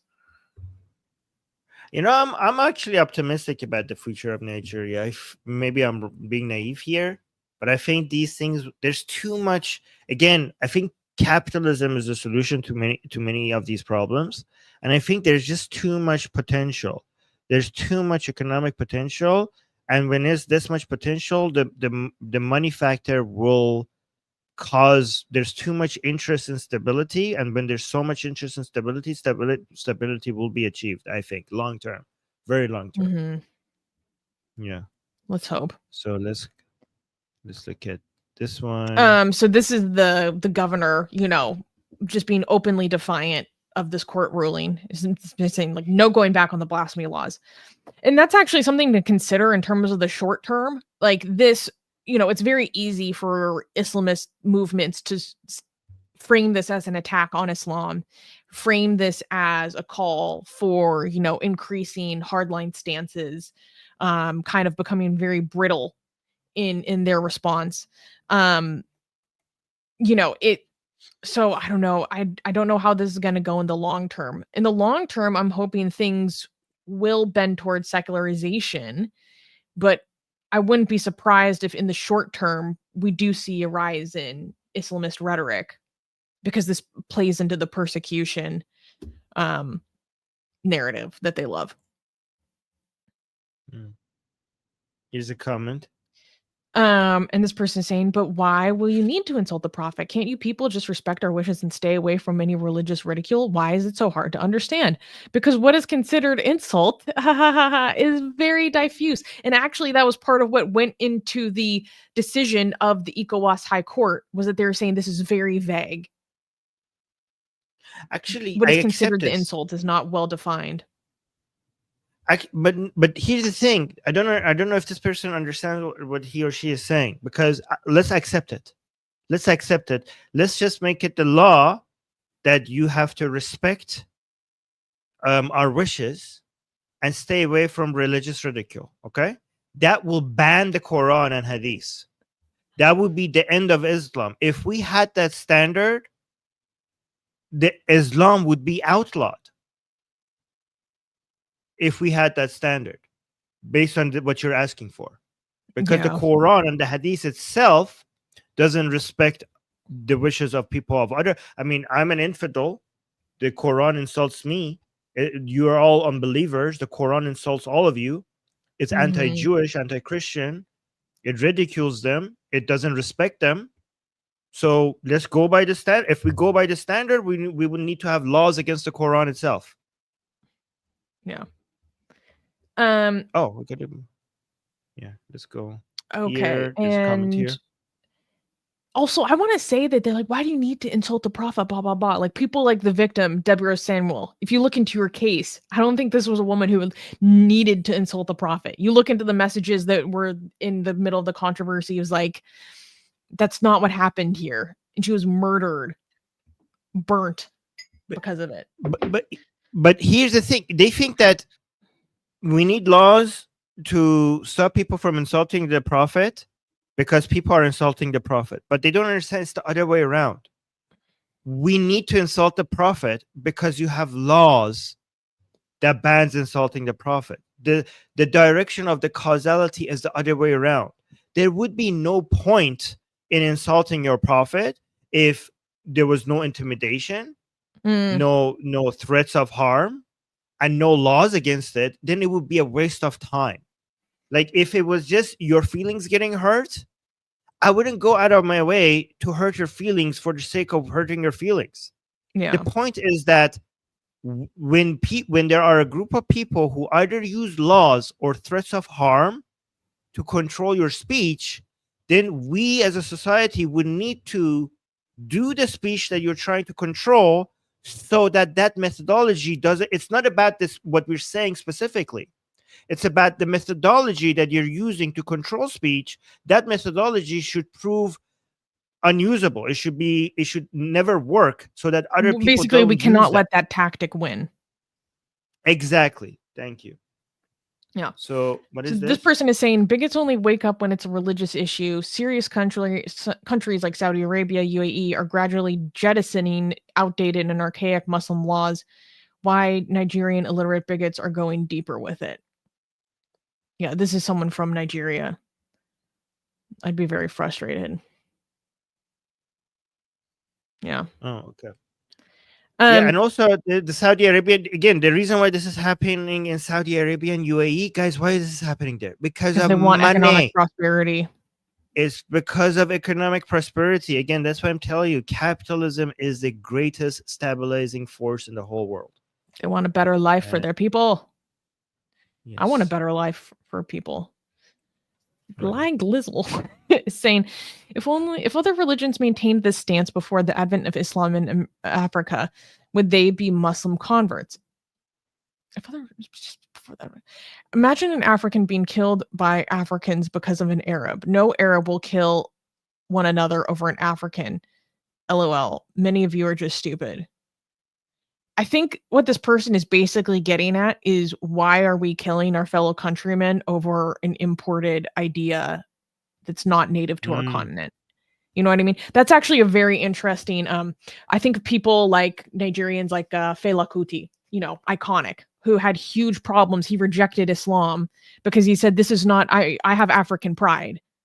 This is not of us. He rejected Christianity for the same reason. He's like, this is not us. This is not our tradition. I reject it. Right. So you're saying like the people in this in Nigeria, half of them have a religion that comes from Jerusalem, and the other half have a religion that comes from Mecca. So why are we fighting each other? Yeah, over why other are we people's killing religions? each other? Like, we don't see Arabs killing each other over from Africa. Like, that's the basic. Right. That's interesting way to look at it. Can you read this super chat while I take a quick potty break before we go to the next news? I mean, it's a very generous super chat. So, I want you to can you go on a break? I will read some other comments. Can you just read the super chat because it's very sweet? I want you to be here for it. Okay. Flip. Oh, thank you for the $20 super chat saying sharing the love. Real quick, found you guys after October 7th. I was lost, scared, angry, depressed. I started to look for connection and reassurance and came across the Atheist Republic. Thank you for all that you do for so many viewers. This is actually so sweet. Thank you for supporting our work. Like, this is exactly what I want people to get out of our community. So many people across the world really benefit from this community, from Pakistan to Iran to Israel to the UK to the US, and thank you for donating to help us keep going. Yeah, that's a very beautiful message. It's such a beautiful message, and Susie was like, "I'm gonna go." You read the super chat. I was like, "This is too good of a too nice of a message for you to miss out on." So, all right, you could go. Okay. And be then right I'll just have be right back. Okay. FLP saying, "Truly, you guys touch my heart. Thank you." Aw, thank you, FLP. Wait, FLP, do you want to be admin? I was like, I should make her admin. Yeah, let me make it. I will make you admin, and then you could tell me if you want me to take it back. All right, just in case. All right. So, also Amir, do you want to be admin as well? You know what? I will make you admin now, and you could tell me to take it back later if you don't want it. Amir. There we go. All right. You could be admin. You be admin. Everybody gets to be an admin today. Yay, Amir giving me a heart. So that means I have consent. This way, yes, we have a blue wall, Darko. No spammers will survive this many admins. We have so many admins. If somebody comes and basically spams the entire live chat, they will be nuked immediately. So let me see. Gagin American just gave us a super chat saying, West secularism, PRC state atheism. It's not state atheism. And Islamism, the new romance of three kingdoms ideologies. Why is it state atheism? PRC is not state atheism.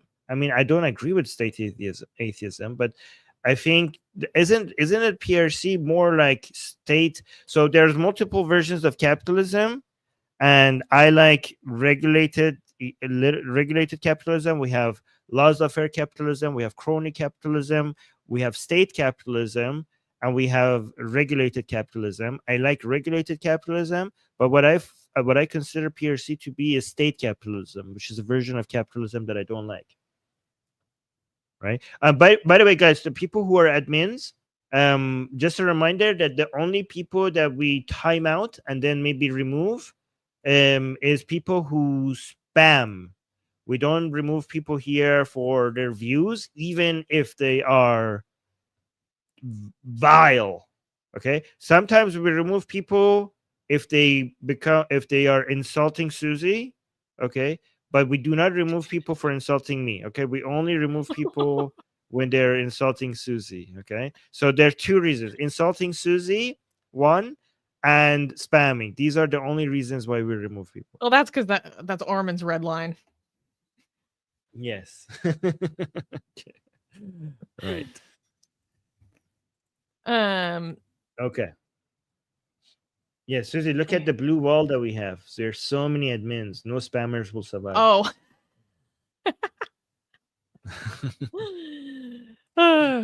Okay. Wait.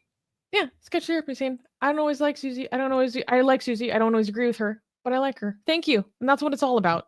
You know what I'm saying? Thank you, T. Yes. You know, we don't always agree with each other.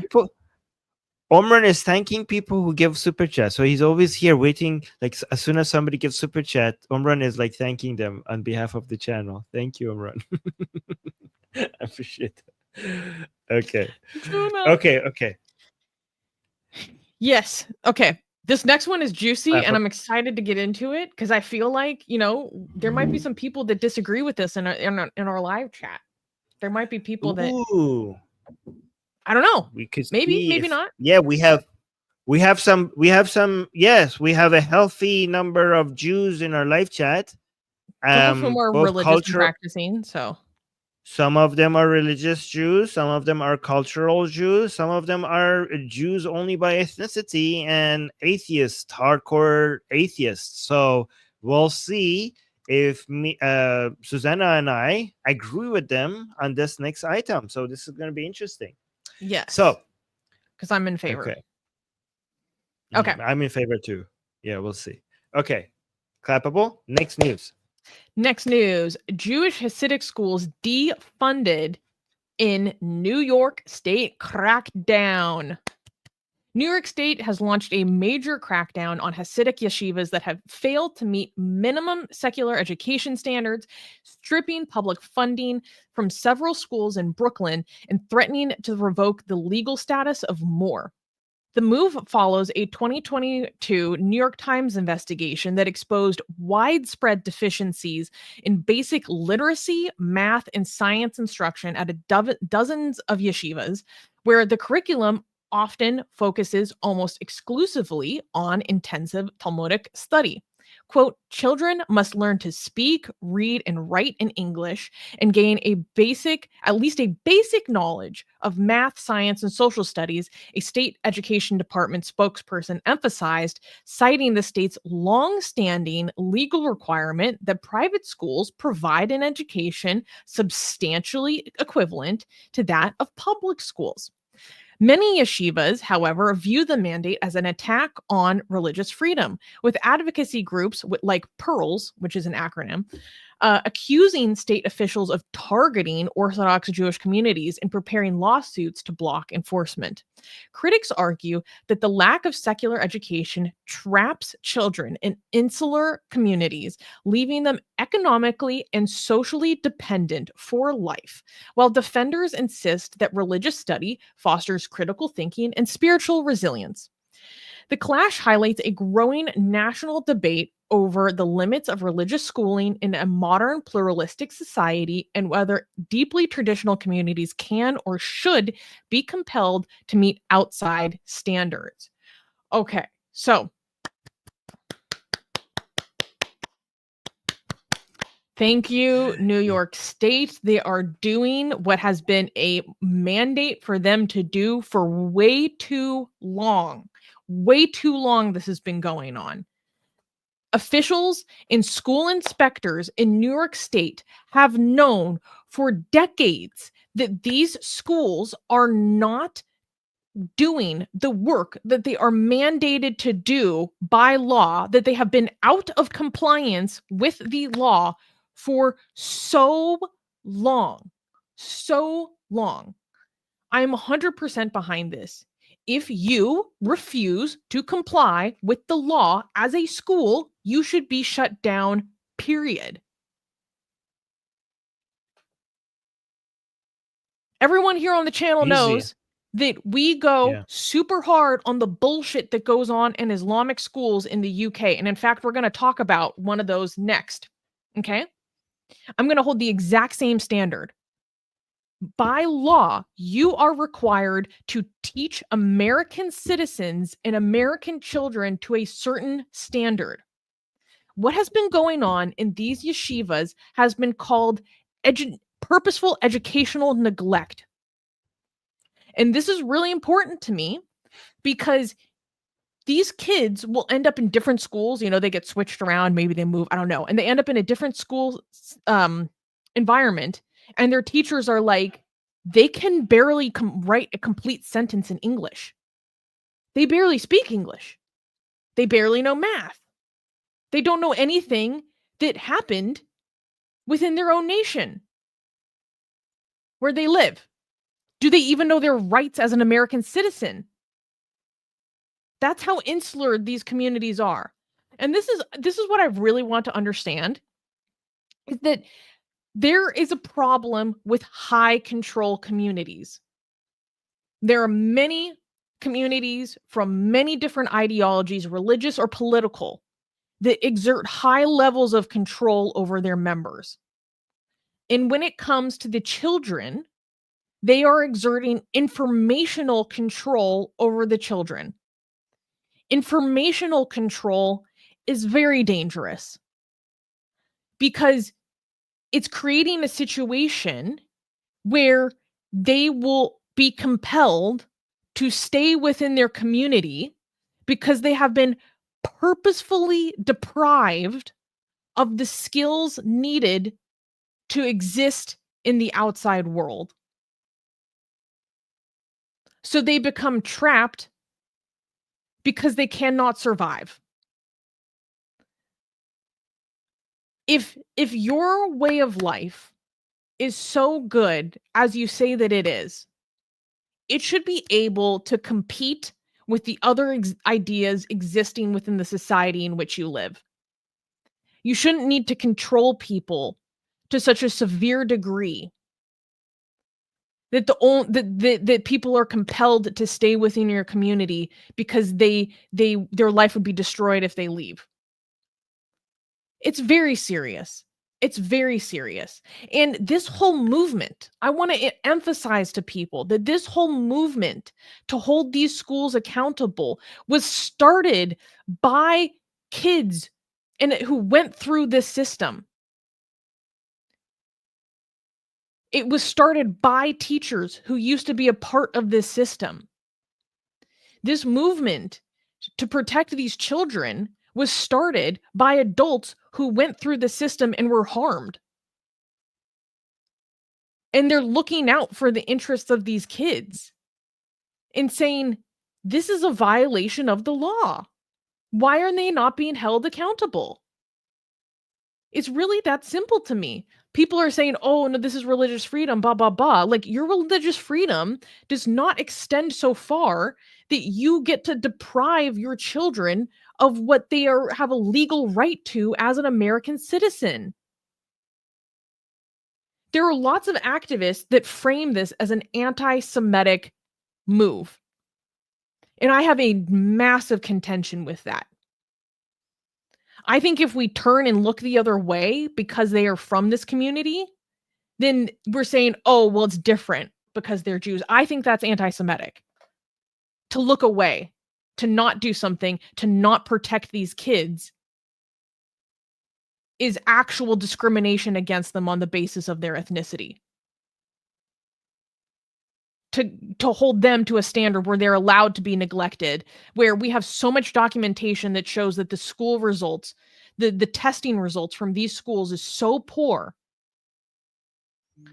Like, we can't allow that. We just allow them to go through deprivation because of the community that they come from. That's discrimination.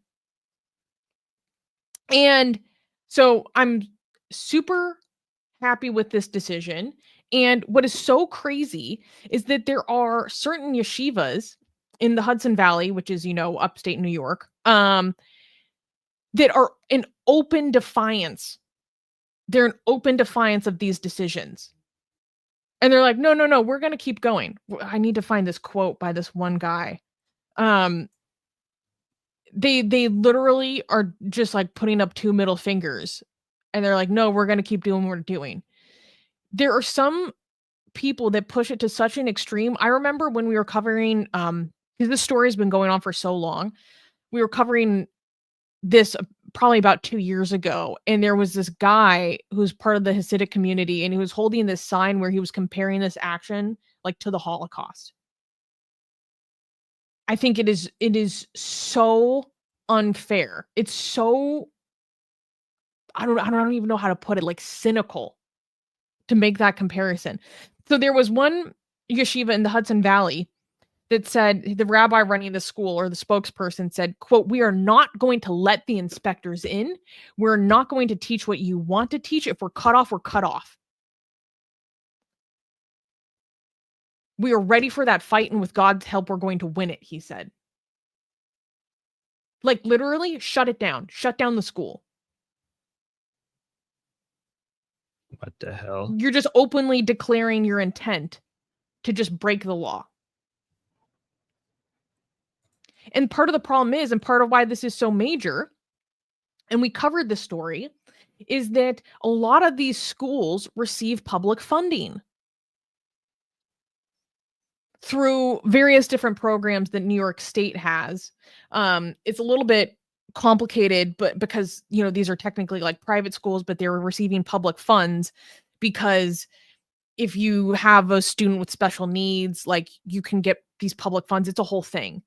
But basically, through different investigations that have been going on, it was proven that they were completely misusing all these public funds within these systems, within these religious school systems.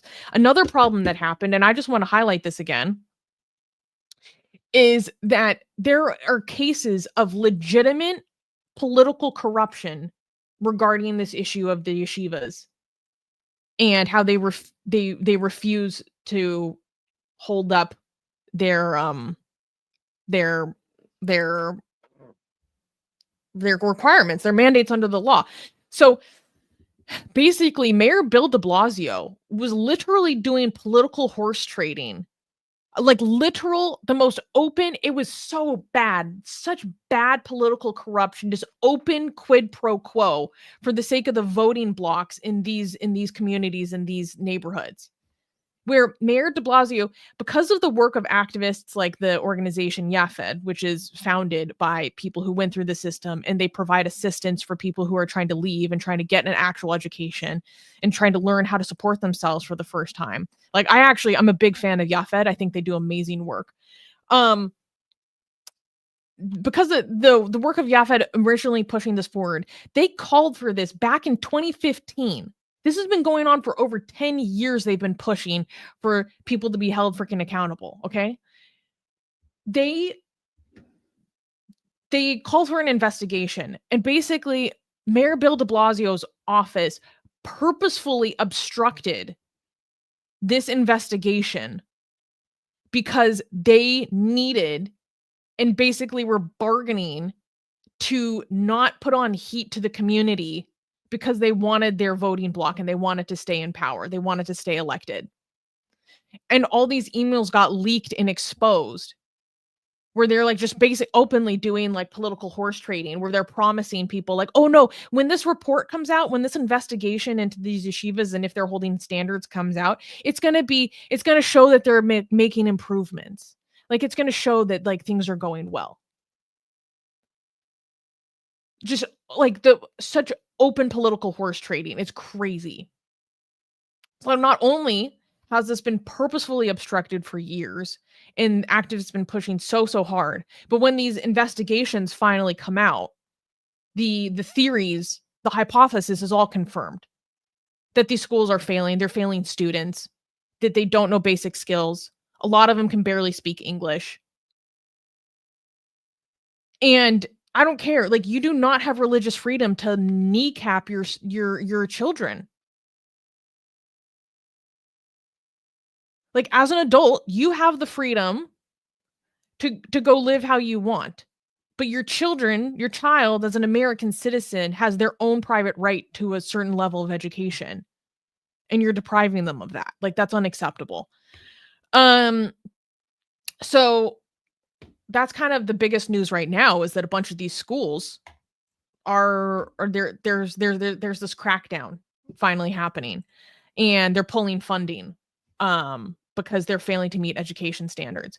Now the yeshivas are saying, well, one, this is an attack on our religion, and then they also have a contention saying that, oh, well, actually, through our studies, you have to learn a lot of critical thinking. You have to learn a lot of analytic skills.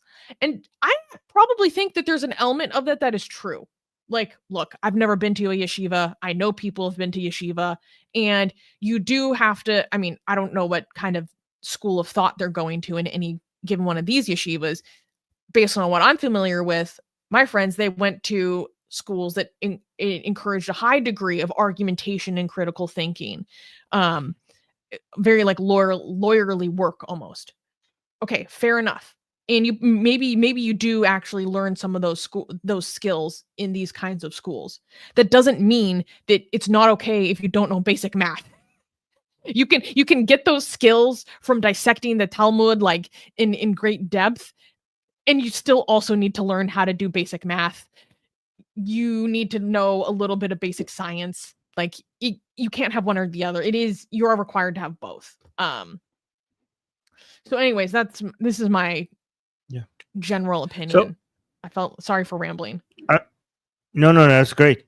You said most of what I wanted to say. But But so the part that I want, first of all, I want to mention that most people, I mean, everybody in the chat agrees with this, including with this being a good thing that they're doing this, including not just Israelis and atheist Israelis in the chat, but even like our very own religious uh, Torah Worldwide, who's a religious Jew. Uh, she's agreeing with this. I'm saying I'm 100% with you. Yeah, saying I'm religious, and what they do is disgusting. So even religious Jews in the chat and agree with this, right? And also she and other people. By the way, am I imagining things, or is Torah is she, right? If I I'm have no wrong, idea. let me know. I think it's a she. But Torah was saying this is happening in Israel. A lot of people were mentioning this is happening in Israel as well. And Amir was saying, now please do that in Israel as well. Because I want to mention, when I was in Israel, I met with a lot of activists on this issue, right? And I talked to them because this is happening on a even larger scale in Israel. And there are people who used to be, so they take them and they don't give them any of the required skills for them to be able to be an effective part of the uh, labor market or the workforce. And that's, as you mentioned, by design, so that they become dependent on this community, and there's no way for them to there's a community of people in Israel who try to reach out to people who are maybe trying to get out of that community, and they're trying to establish schools for them to bring them quickly up to the point, because they are years behind. They don't even have the most basic of skills to be able to do any work, and they're trying to fill that gap, and they're trying to send secret messages in Israel. Like in Tel Aviv, they have their own area, and they go in there, these activists, and try to send them secret messages or tell them that because a lot of them don't even know there's help out there for them. A lot of them, they don't even know that there's Exactly. Do you other even know ways. your rights as a citizen? Do you know that you have They don't. protections as a citizen that are guaranteed to you? Yes. Yeah, they don't know that. They don't know that. And they don't know, like in Israel, some activists have done a very good job in creating those resources for them. But they have now the challenge is actually getting them to know, because that society is very secretive. It's very closed off. They don't let you use the internet. They don't let you use like smartphones.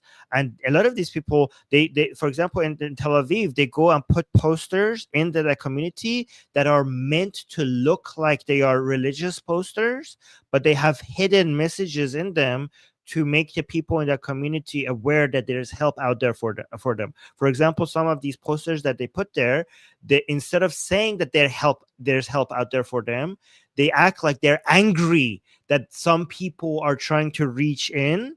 But the point is, by showing that anger, for people who are reading those posters to realize that there are people out there trying to reach in. F this specific helpline for abused women. They're so bad. It's like, wait, there's a specific helpline.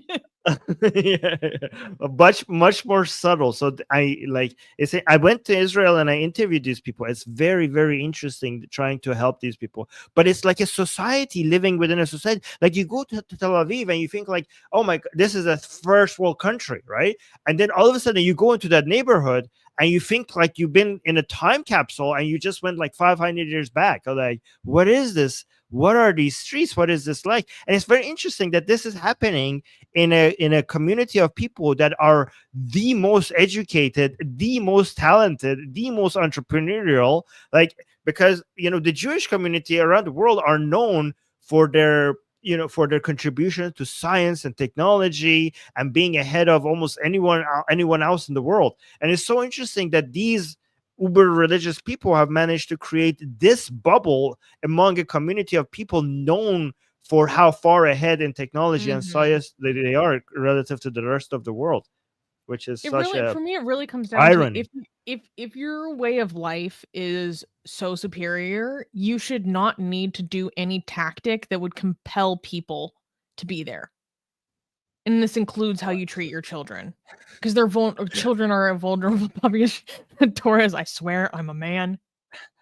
Okay, It's I so didn't know funny. why. I assumed that you're wrong. Sorry. But I wanted to highlight that Cat Lady is saying, yes, these are very good sources, and I'm one of the ones who use them.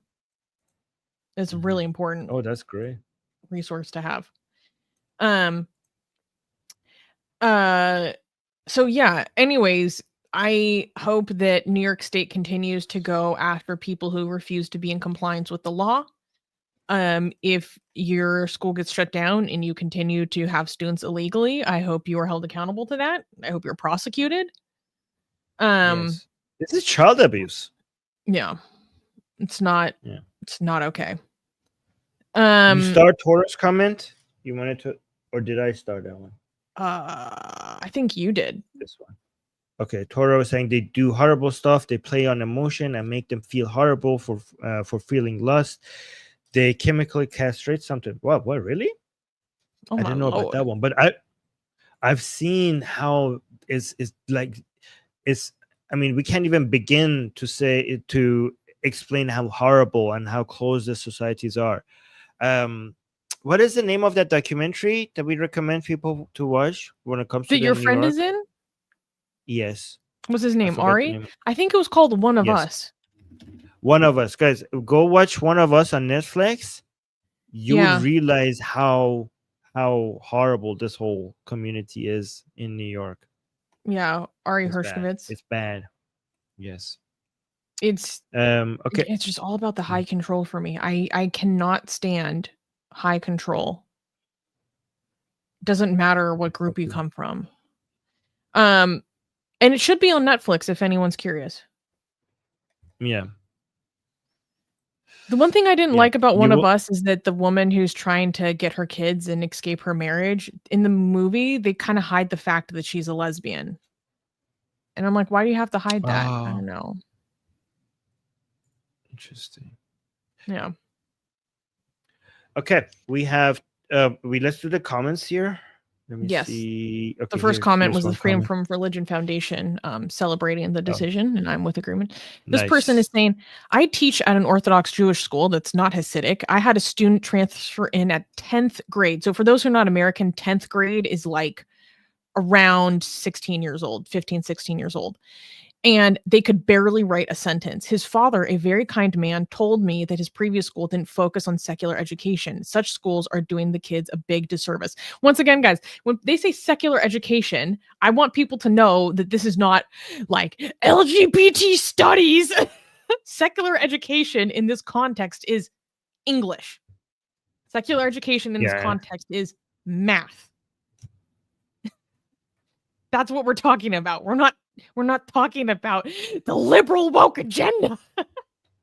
Yeah, anything that is basically not religion, they call it secular. Yeah. Why was Muhammad? Why was some Nath banned? Oh no, because they're switching on different accounts and spamming constantly. Oh. Okay. No, Got it. This was a justified ban, 100%. Ban. Okay. Cool. Oh, this is wait, scroll up a little bit.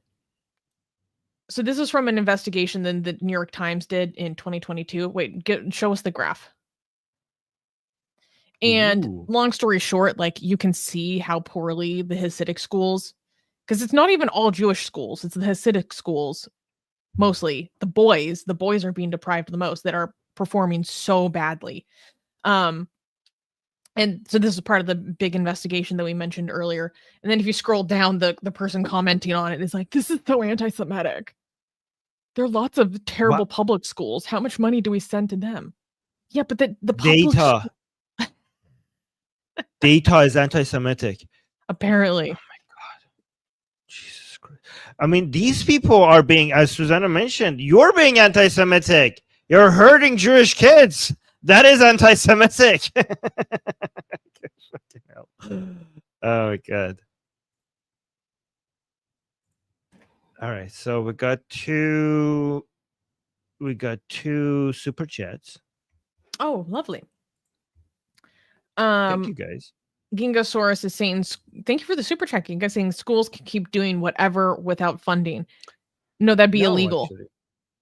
Yeah, there are certain standards that you have to meet as a school, even if you're not getting public funding. And then if you continue Because to do that without compliance with the law and without compliance to inspections, that's against the law. So the public schools have more requirements than private schools because they're publicly funded. But both private and public school, the children have to meet certain requirements because it's child rights, right? It's child rights for children to, because every government needs to take care of its children. And one of the things that it needs to take care of is to make sure that all children are given the tools required for them to be able to be functioning members of society during their childhood. That is the responsibility of every government to make sure. That's why even if parents are homeschooling their children, it's required by law for them to meet certain standards. Yeah. Like the government has to come check and make sure that they're basically learning, basic skills, math, reading, writing, and stuff like that. One thing I want to emphasize is that this impacts an estimated 65,000 children in New York. 65,000 children in New York. That has major implications for a community. 65,000 children in New York. I think this state has a vested interest in what's going on with 65,000 kids. I don't know. That sounds like that could really impact their community. Are you sure? In just one city? Just that? Okay. No. I think that's throughout the state. Okay, it's New York State. Okay. That's still a lot. That's insane. The cat lady is saying it's Jew York. So, by the way, said by a Jew, okay? Yeah, and people in other countries are like, we're not even allowed to homeschool here. I feel conflicted about homeschooling. But at the same time, I feel because of various things going on in my state, I'm like, I have to homeschool my kids. Every time I see what some governments are doing with their curriculum, I'm like, okay, we need homeschooling. But then I see what some parents are doing with their children. I'm like, oh no, we need government schooling. Yeah, exactly. We need government. We need to ban homeschooling. I'm like, oh no, we need homeschooling. So I keep going back and forth on this. I don't know. No, seriously, I'm like, I'm not exposing my kids to any of this shit. Fuck that. But that's a different story. Let's go. Speaking of banning people and crackdowns over educational standard, let's switch across the pond.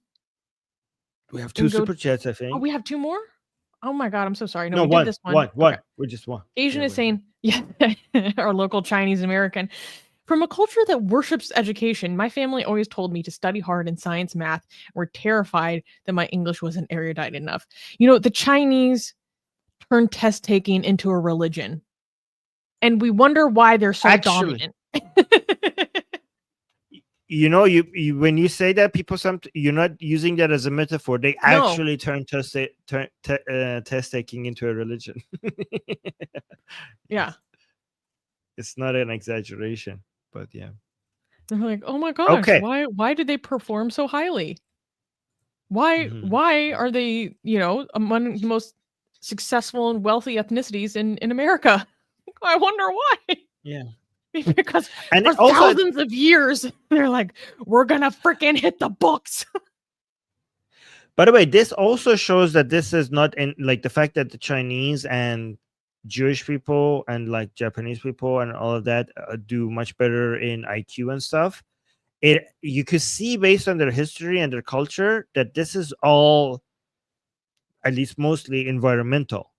It's not the DNA. It's not inherent. It's like the Jewish culture, because of their focus on reading, writing, because that being a major part of their culture, analysis, and also because of the oppression and discrimination against them, and them having to use different mechanisms to survive based on becoming good at certain skills, because they didn't have a country, they didn't have an army.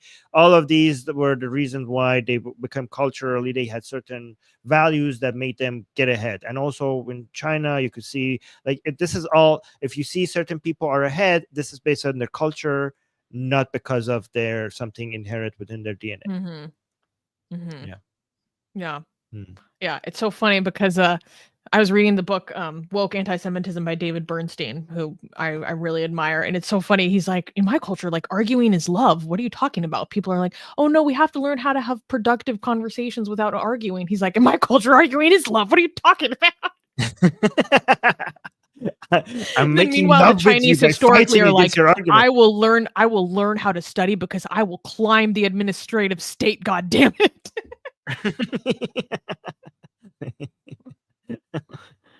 That's it. All right. Next news. Yes, next news. Okay. Next news. Next news. UK bans Islamic school leader over extremism.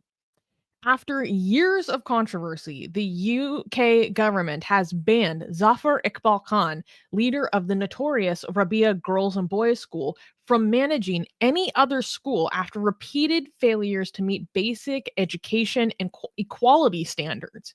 Khan's private Islamic school in Luton, the notorious Luton, which segregated male and female staff and barred girls from studying key subjects like design and technology, failed Ofsted inspections. Ofsted is like kind of the educational oversight body for people who don't know. They failed Ofsted investigations a staggering 7 times before it was finally shut down in 2021. I want to emphasize this. They failed the inspections 7 times before they shut down this school. So now they're taking an additional step where they're saying, not only are we shutting down this school because you're failing inspections, we're actually making the person who ran this school, we're banning you from running any other school ever again. Quote, gender segregation of school staff is totally unacceptable in modern Britain, said Rebecca Hilsenrath of the Equality and Human Rights Commission. Inspectors also found that Rabia had hosted radical clerics linked to terrorist groups to come speak at the school, further cementing its reputation for, quote, actively undermining British values, as former Ofsted chief Sir Michael Wilshaw put it. Despite accusations that Ofsted had an agenda against faith schools, the decision to permanently ban Khan signals a hardening stance against extremism masked as education in the UK. So there's a couple of things I want to cover, and there's a couple of reasons why I wanted to cover this, because we talk a lot about on this channel about the investigations and failures of Islamic schools in the UK. And I often get frustrated because these, either it's a charity or these schools often get referred to the Charity Commission or get referred to Ofsted for their failures and their violations of the law. And many times it feels like nothing ever happens. Nothing ever comes from it. So I wanted to actually take this moment to highlight an example of the consequences happening, of things getting shut down and people facing the rightful consequences for their violation of the law. So let's talk a little bit more. Let's give more information on why this school was shut down. So it was an independent Islamic school in Luton. And in 2016, it was referred to the Equality and Human Rights Commission because they were sex segregating the staff. So it's not just the boys and girls being segregated, it was also the staff. For example, the inspectors found that women were forced to sit in a separate room during staff training, with the staff training sessions being broadcast to them on a TV. And then, even worse than that, during a meeting with the inspectors, the school insisted on having a dividing screen to separate male and female staff in the same room. And they're like, this is extreme. Like, no. This is against British values. You're not allowed to do this. Now, the school contested that, oh, well, the reason why the female staff were in the other room and it was projected to them was because the meeting was happening in a prayer hall. And so, we have the men's section and the women's section, blah, blah, blah. Because once again, that's a fundamental part of, we have to, give the women some shitty room in the back. And another problem is that I need to find the name of the guy. Wait 1 second. They hosted this extremist to the school. So this school hosted a scholar named Qari Hanif Jalundari in 2013. The problem is that this guy that came to be a speaker in front of the school had previously been recorded giving an address to Mujahideen fighters in Pakistan. What? They previously recorded him giving a speech to Jaish-e-Mohammed fighters in Pakistan, which is a prescribed terrorist organization.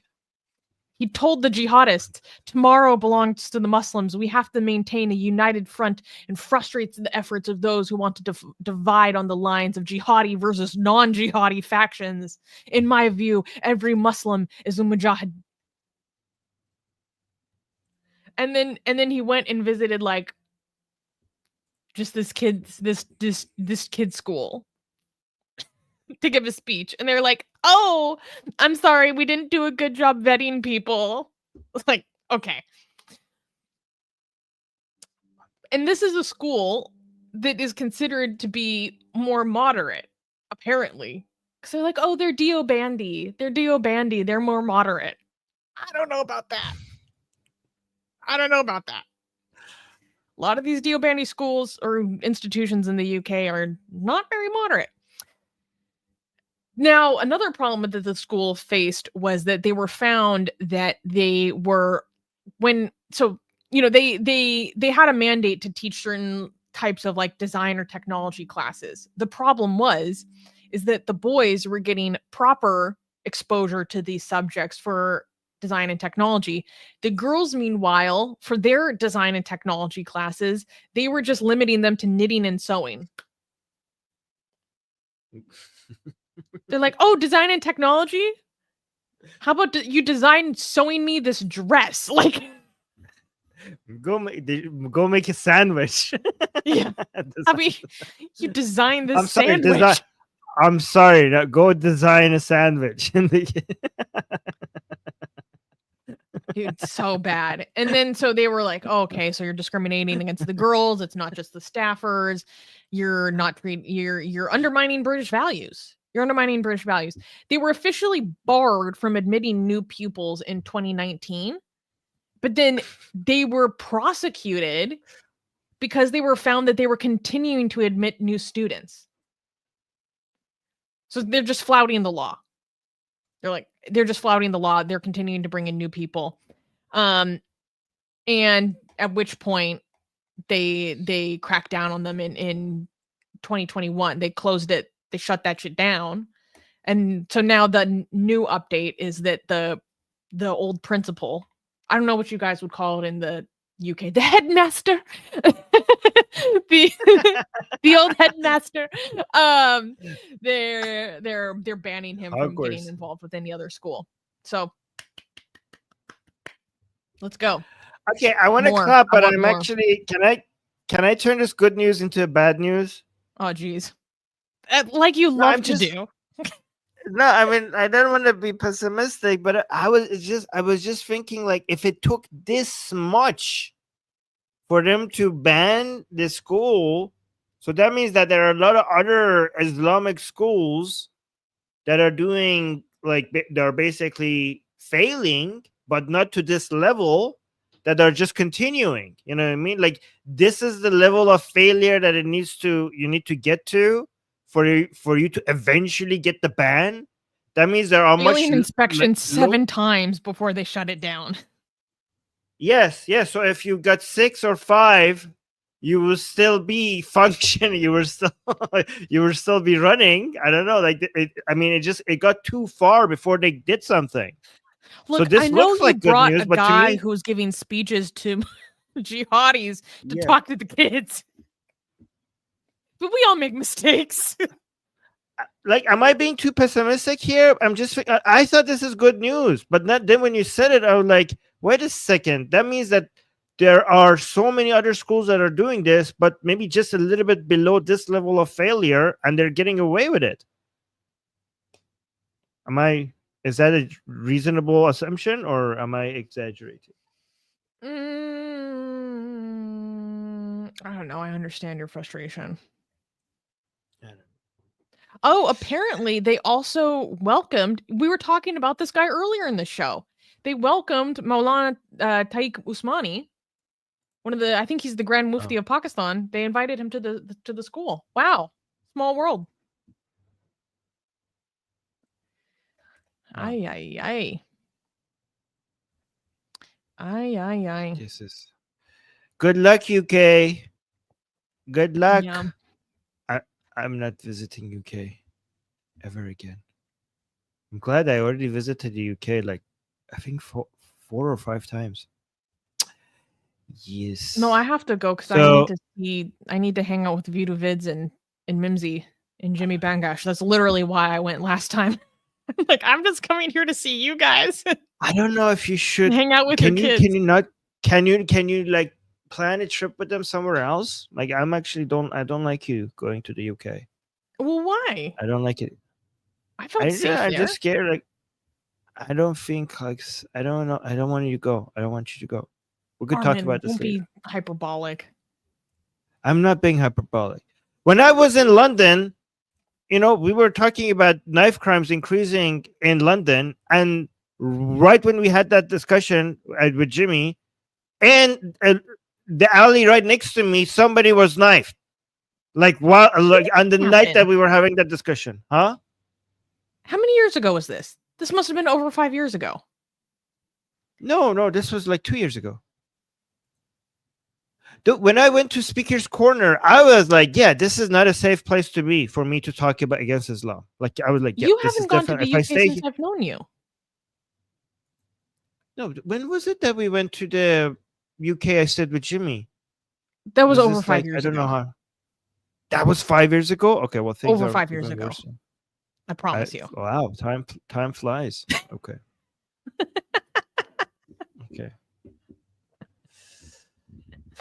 All right. That seemed like 2 to 3 in my mind. All right, so let's look at the comments here.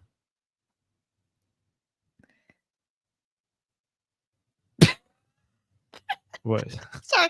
This person was sharing the news, and the person he'll be a government advisor soon.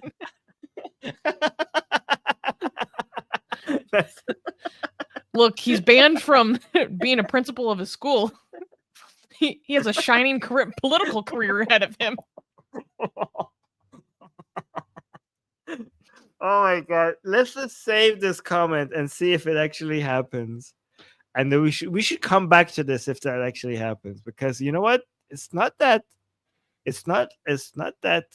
far off. It might happen. And then we have this one. This person just saying Islamic schools. You know what? This is not an exaggeration. You know how some people are like, oh, deport them all? I'm like, guys, that's unreasonable. This I agree with. What do you think? Am I going too far?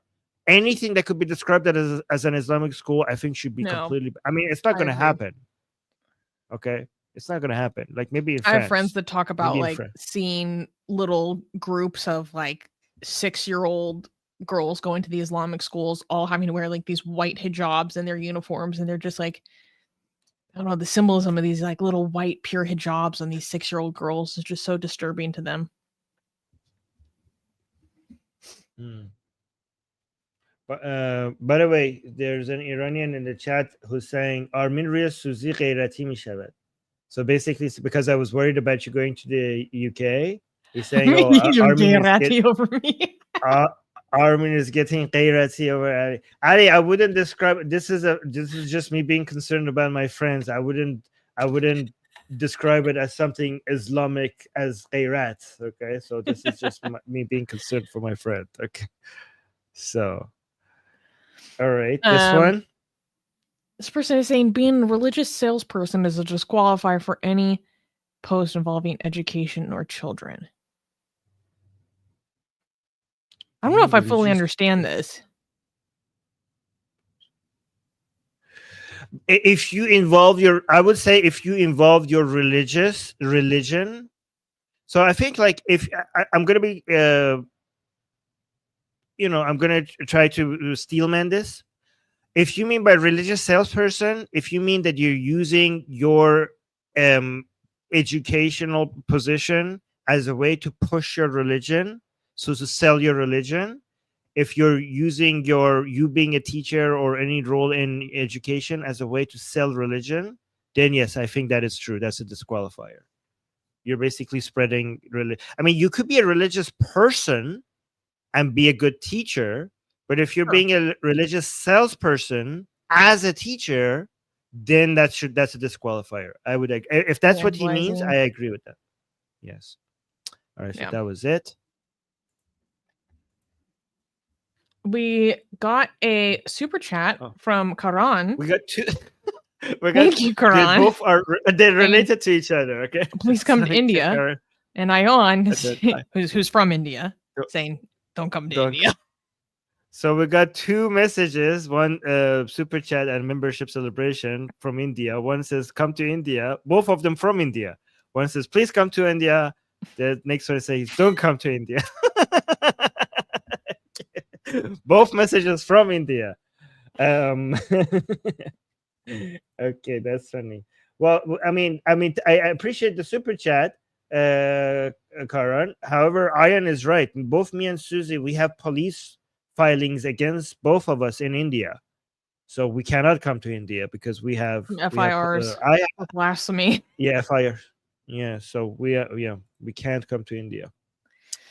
Also, yeah, to be honest, that story that happened of that Spanish woman being gang raped while her husband was held at knife point by 7 dudes traumatized me, and I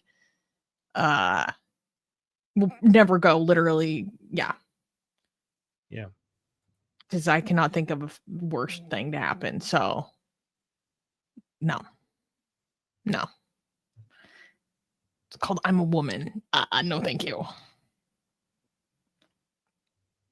Oh, and also, by the way, this person that doesn't like us is telling us, please go to India, Susie, please.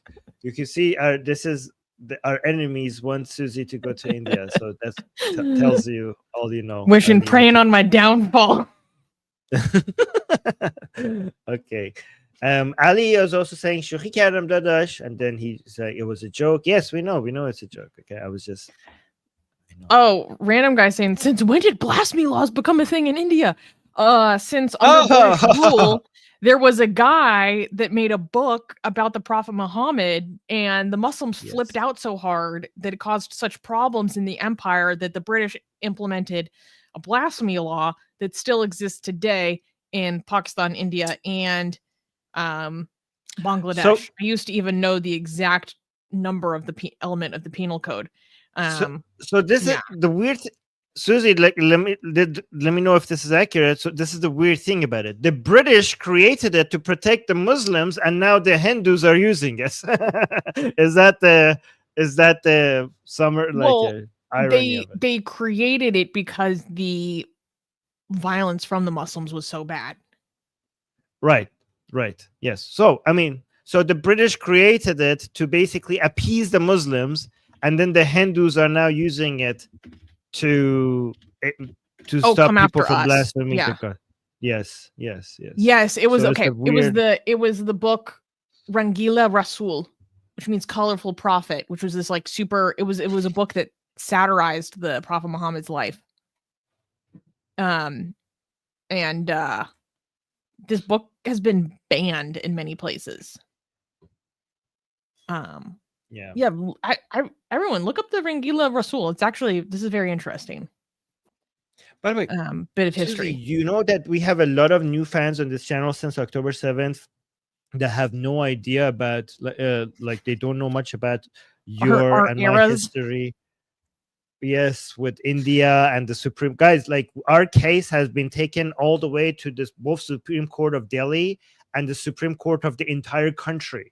And what we have a history. Me and Susie have a history in India, and what we did caused atheism to be trending in India for the first time. And we had politicians coming after us. We had celebrities coming after us. We had people chasing our That's fans in India. It was a It was huge bad. like. Maybe we should do a stream one day and like our new fans and supporters. Recollection. We should like, yeah, we have to go back and review like to. There was an remind them article what in an happened. academic journal written about it. Don't forget about that. Yes. Yeah.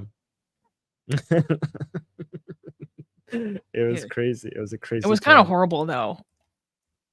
Yeah. The abuse that horrible. happened was horrible. Yeah.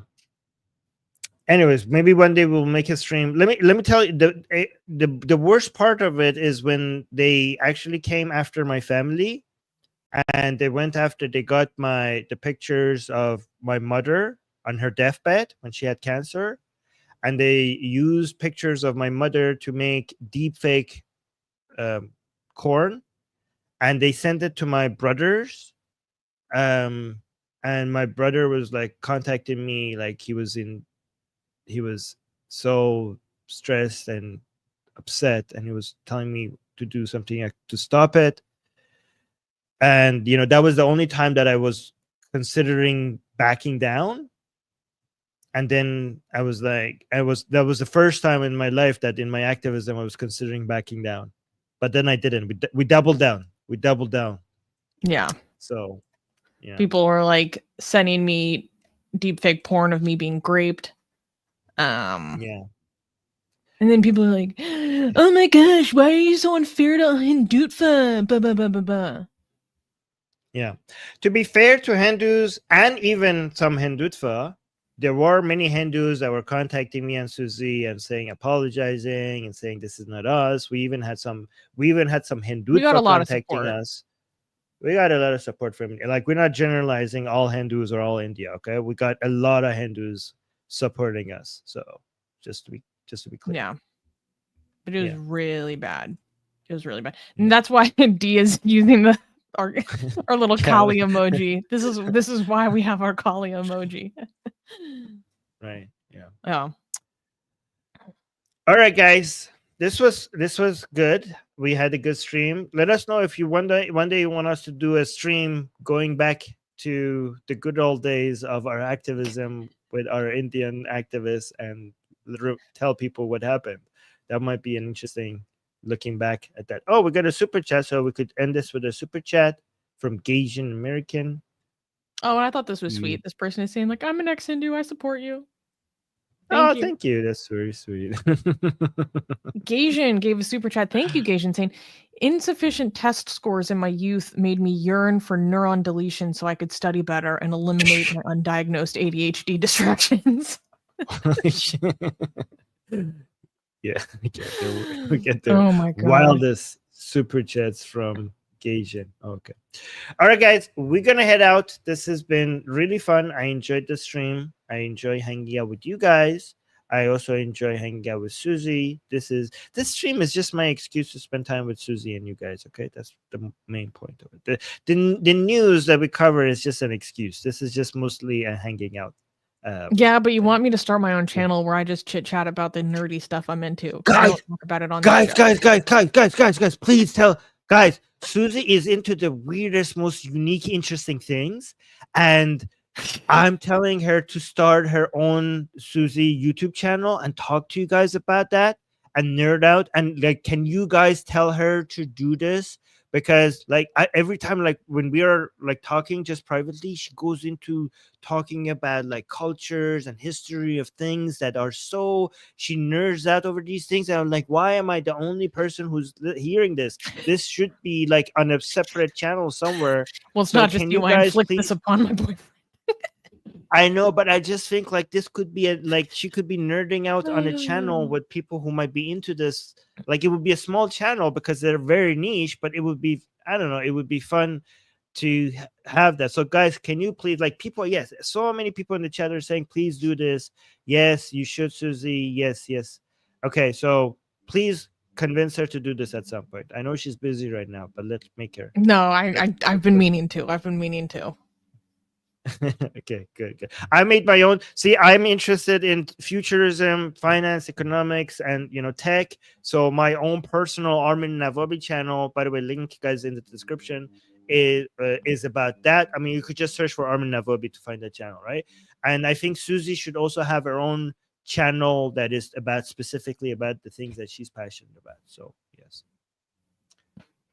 And also, Islam is the truth. Is telling. Let's end this with the chat with this. Islam is is truth. Is saying your is Karides Armun. I think the only thing you got right was coward. I think the only thing you managed to get right is. I don't know. Either, at least get my name right. Come on. At least get. Yeah. You're a coward, boy. You're a coward. I'm a lion of Islam. All right, guys. Bye. Love you guys. See you next.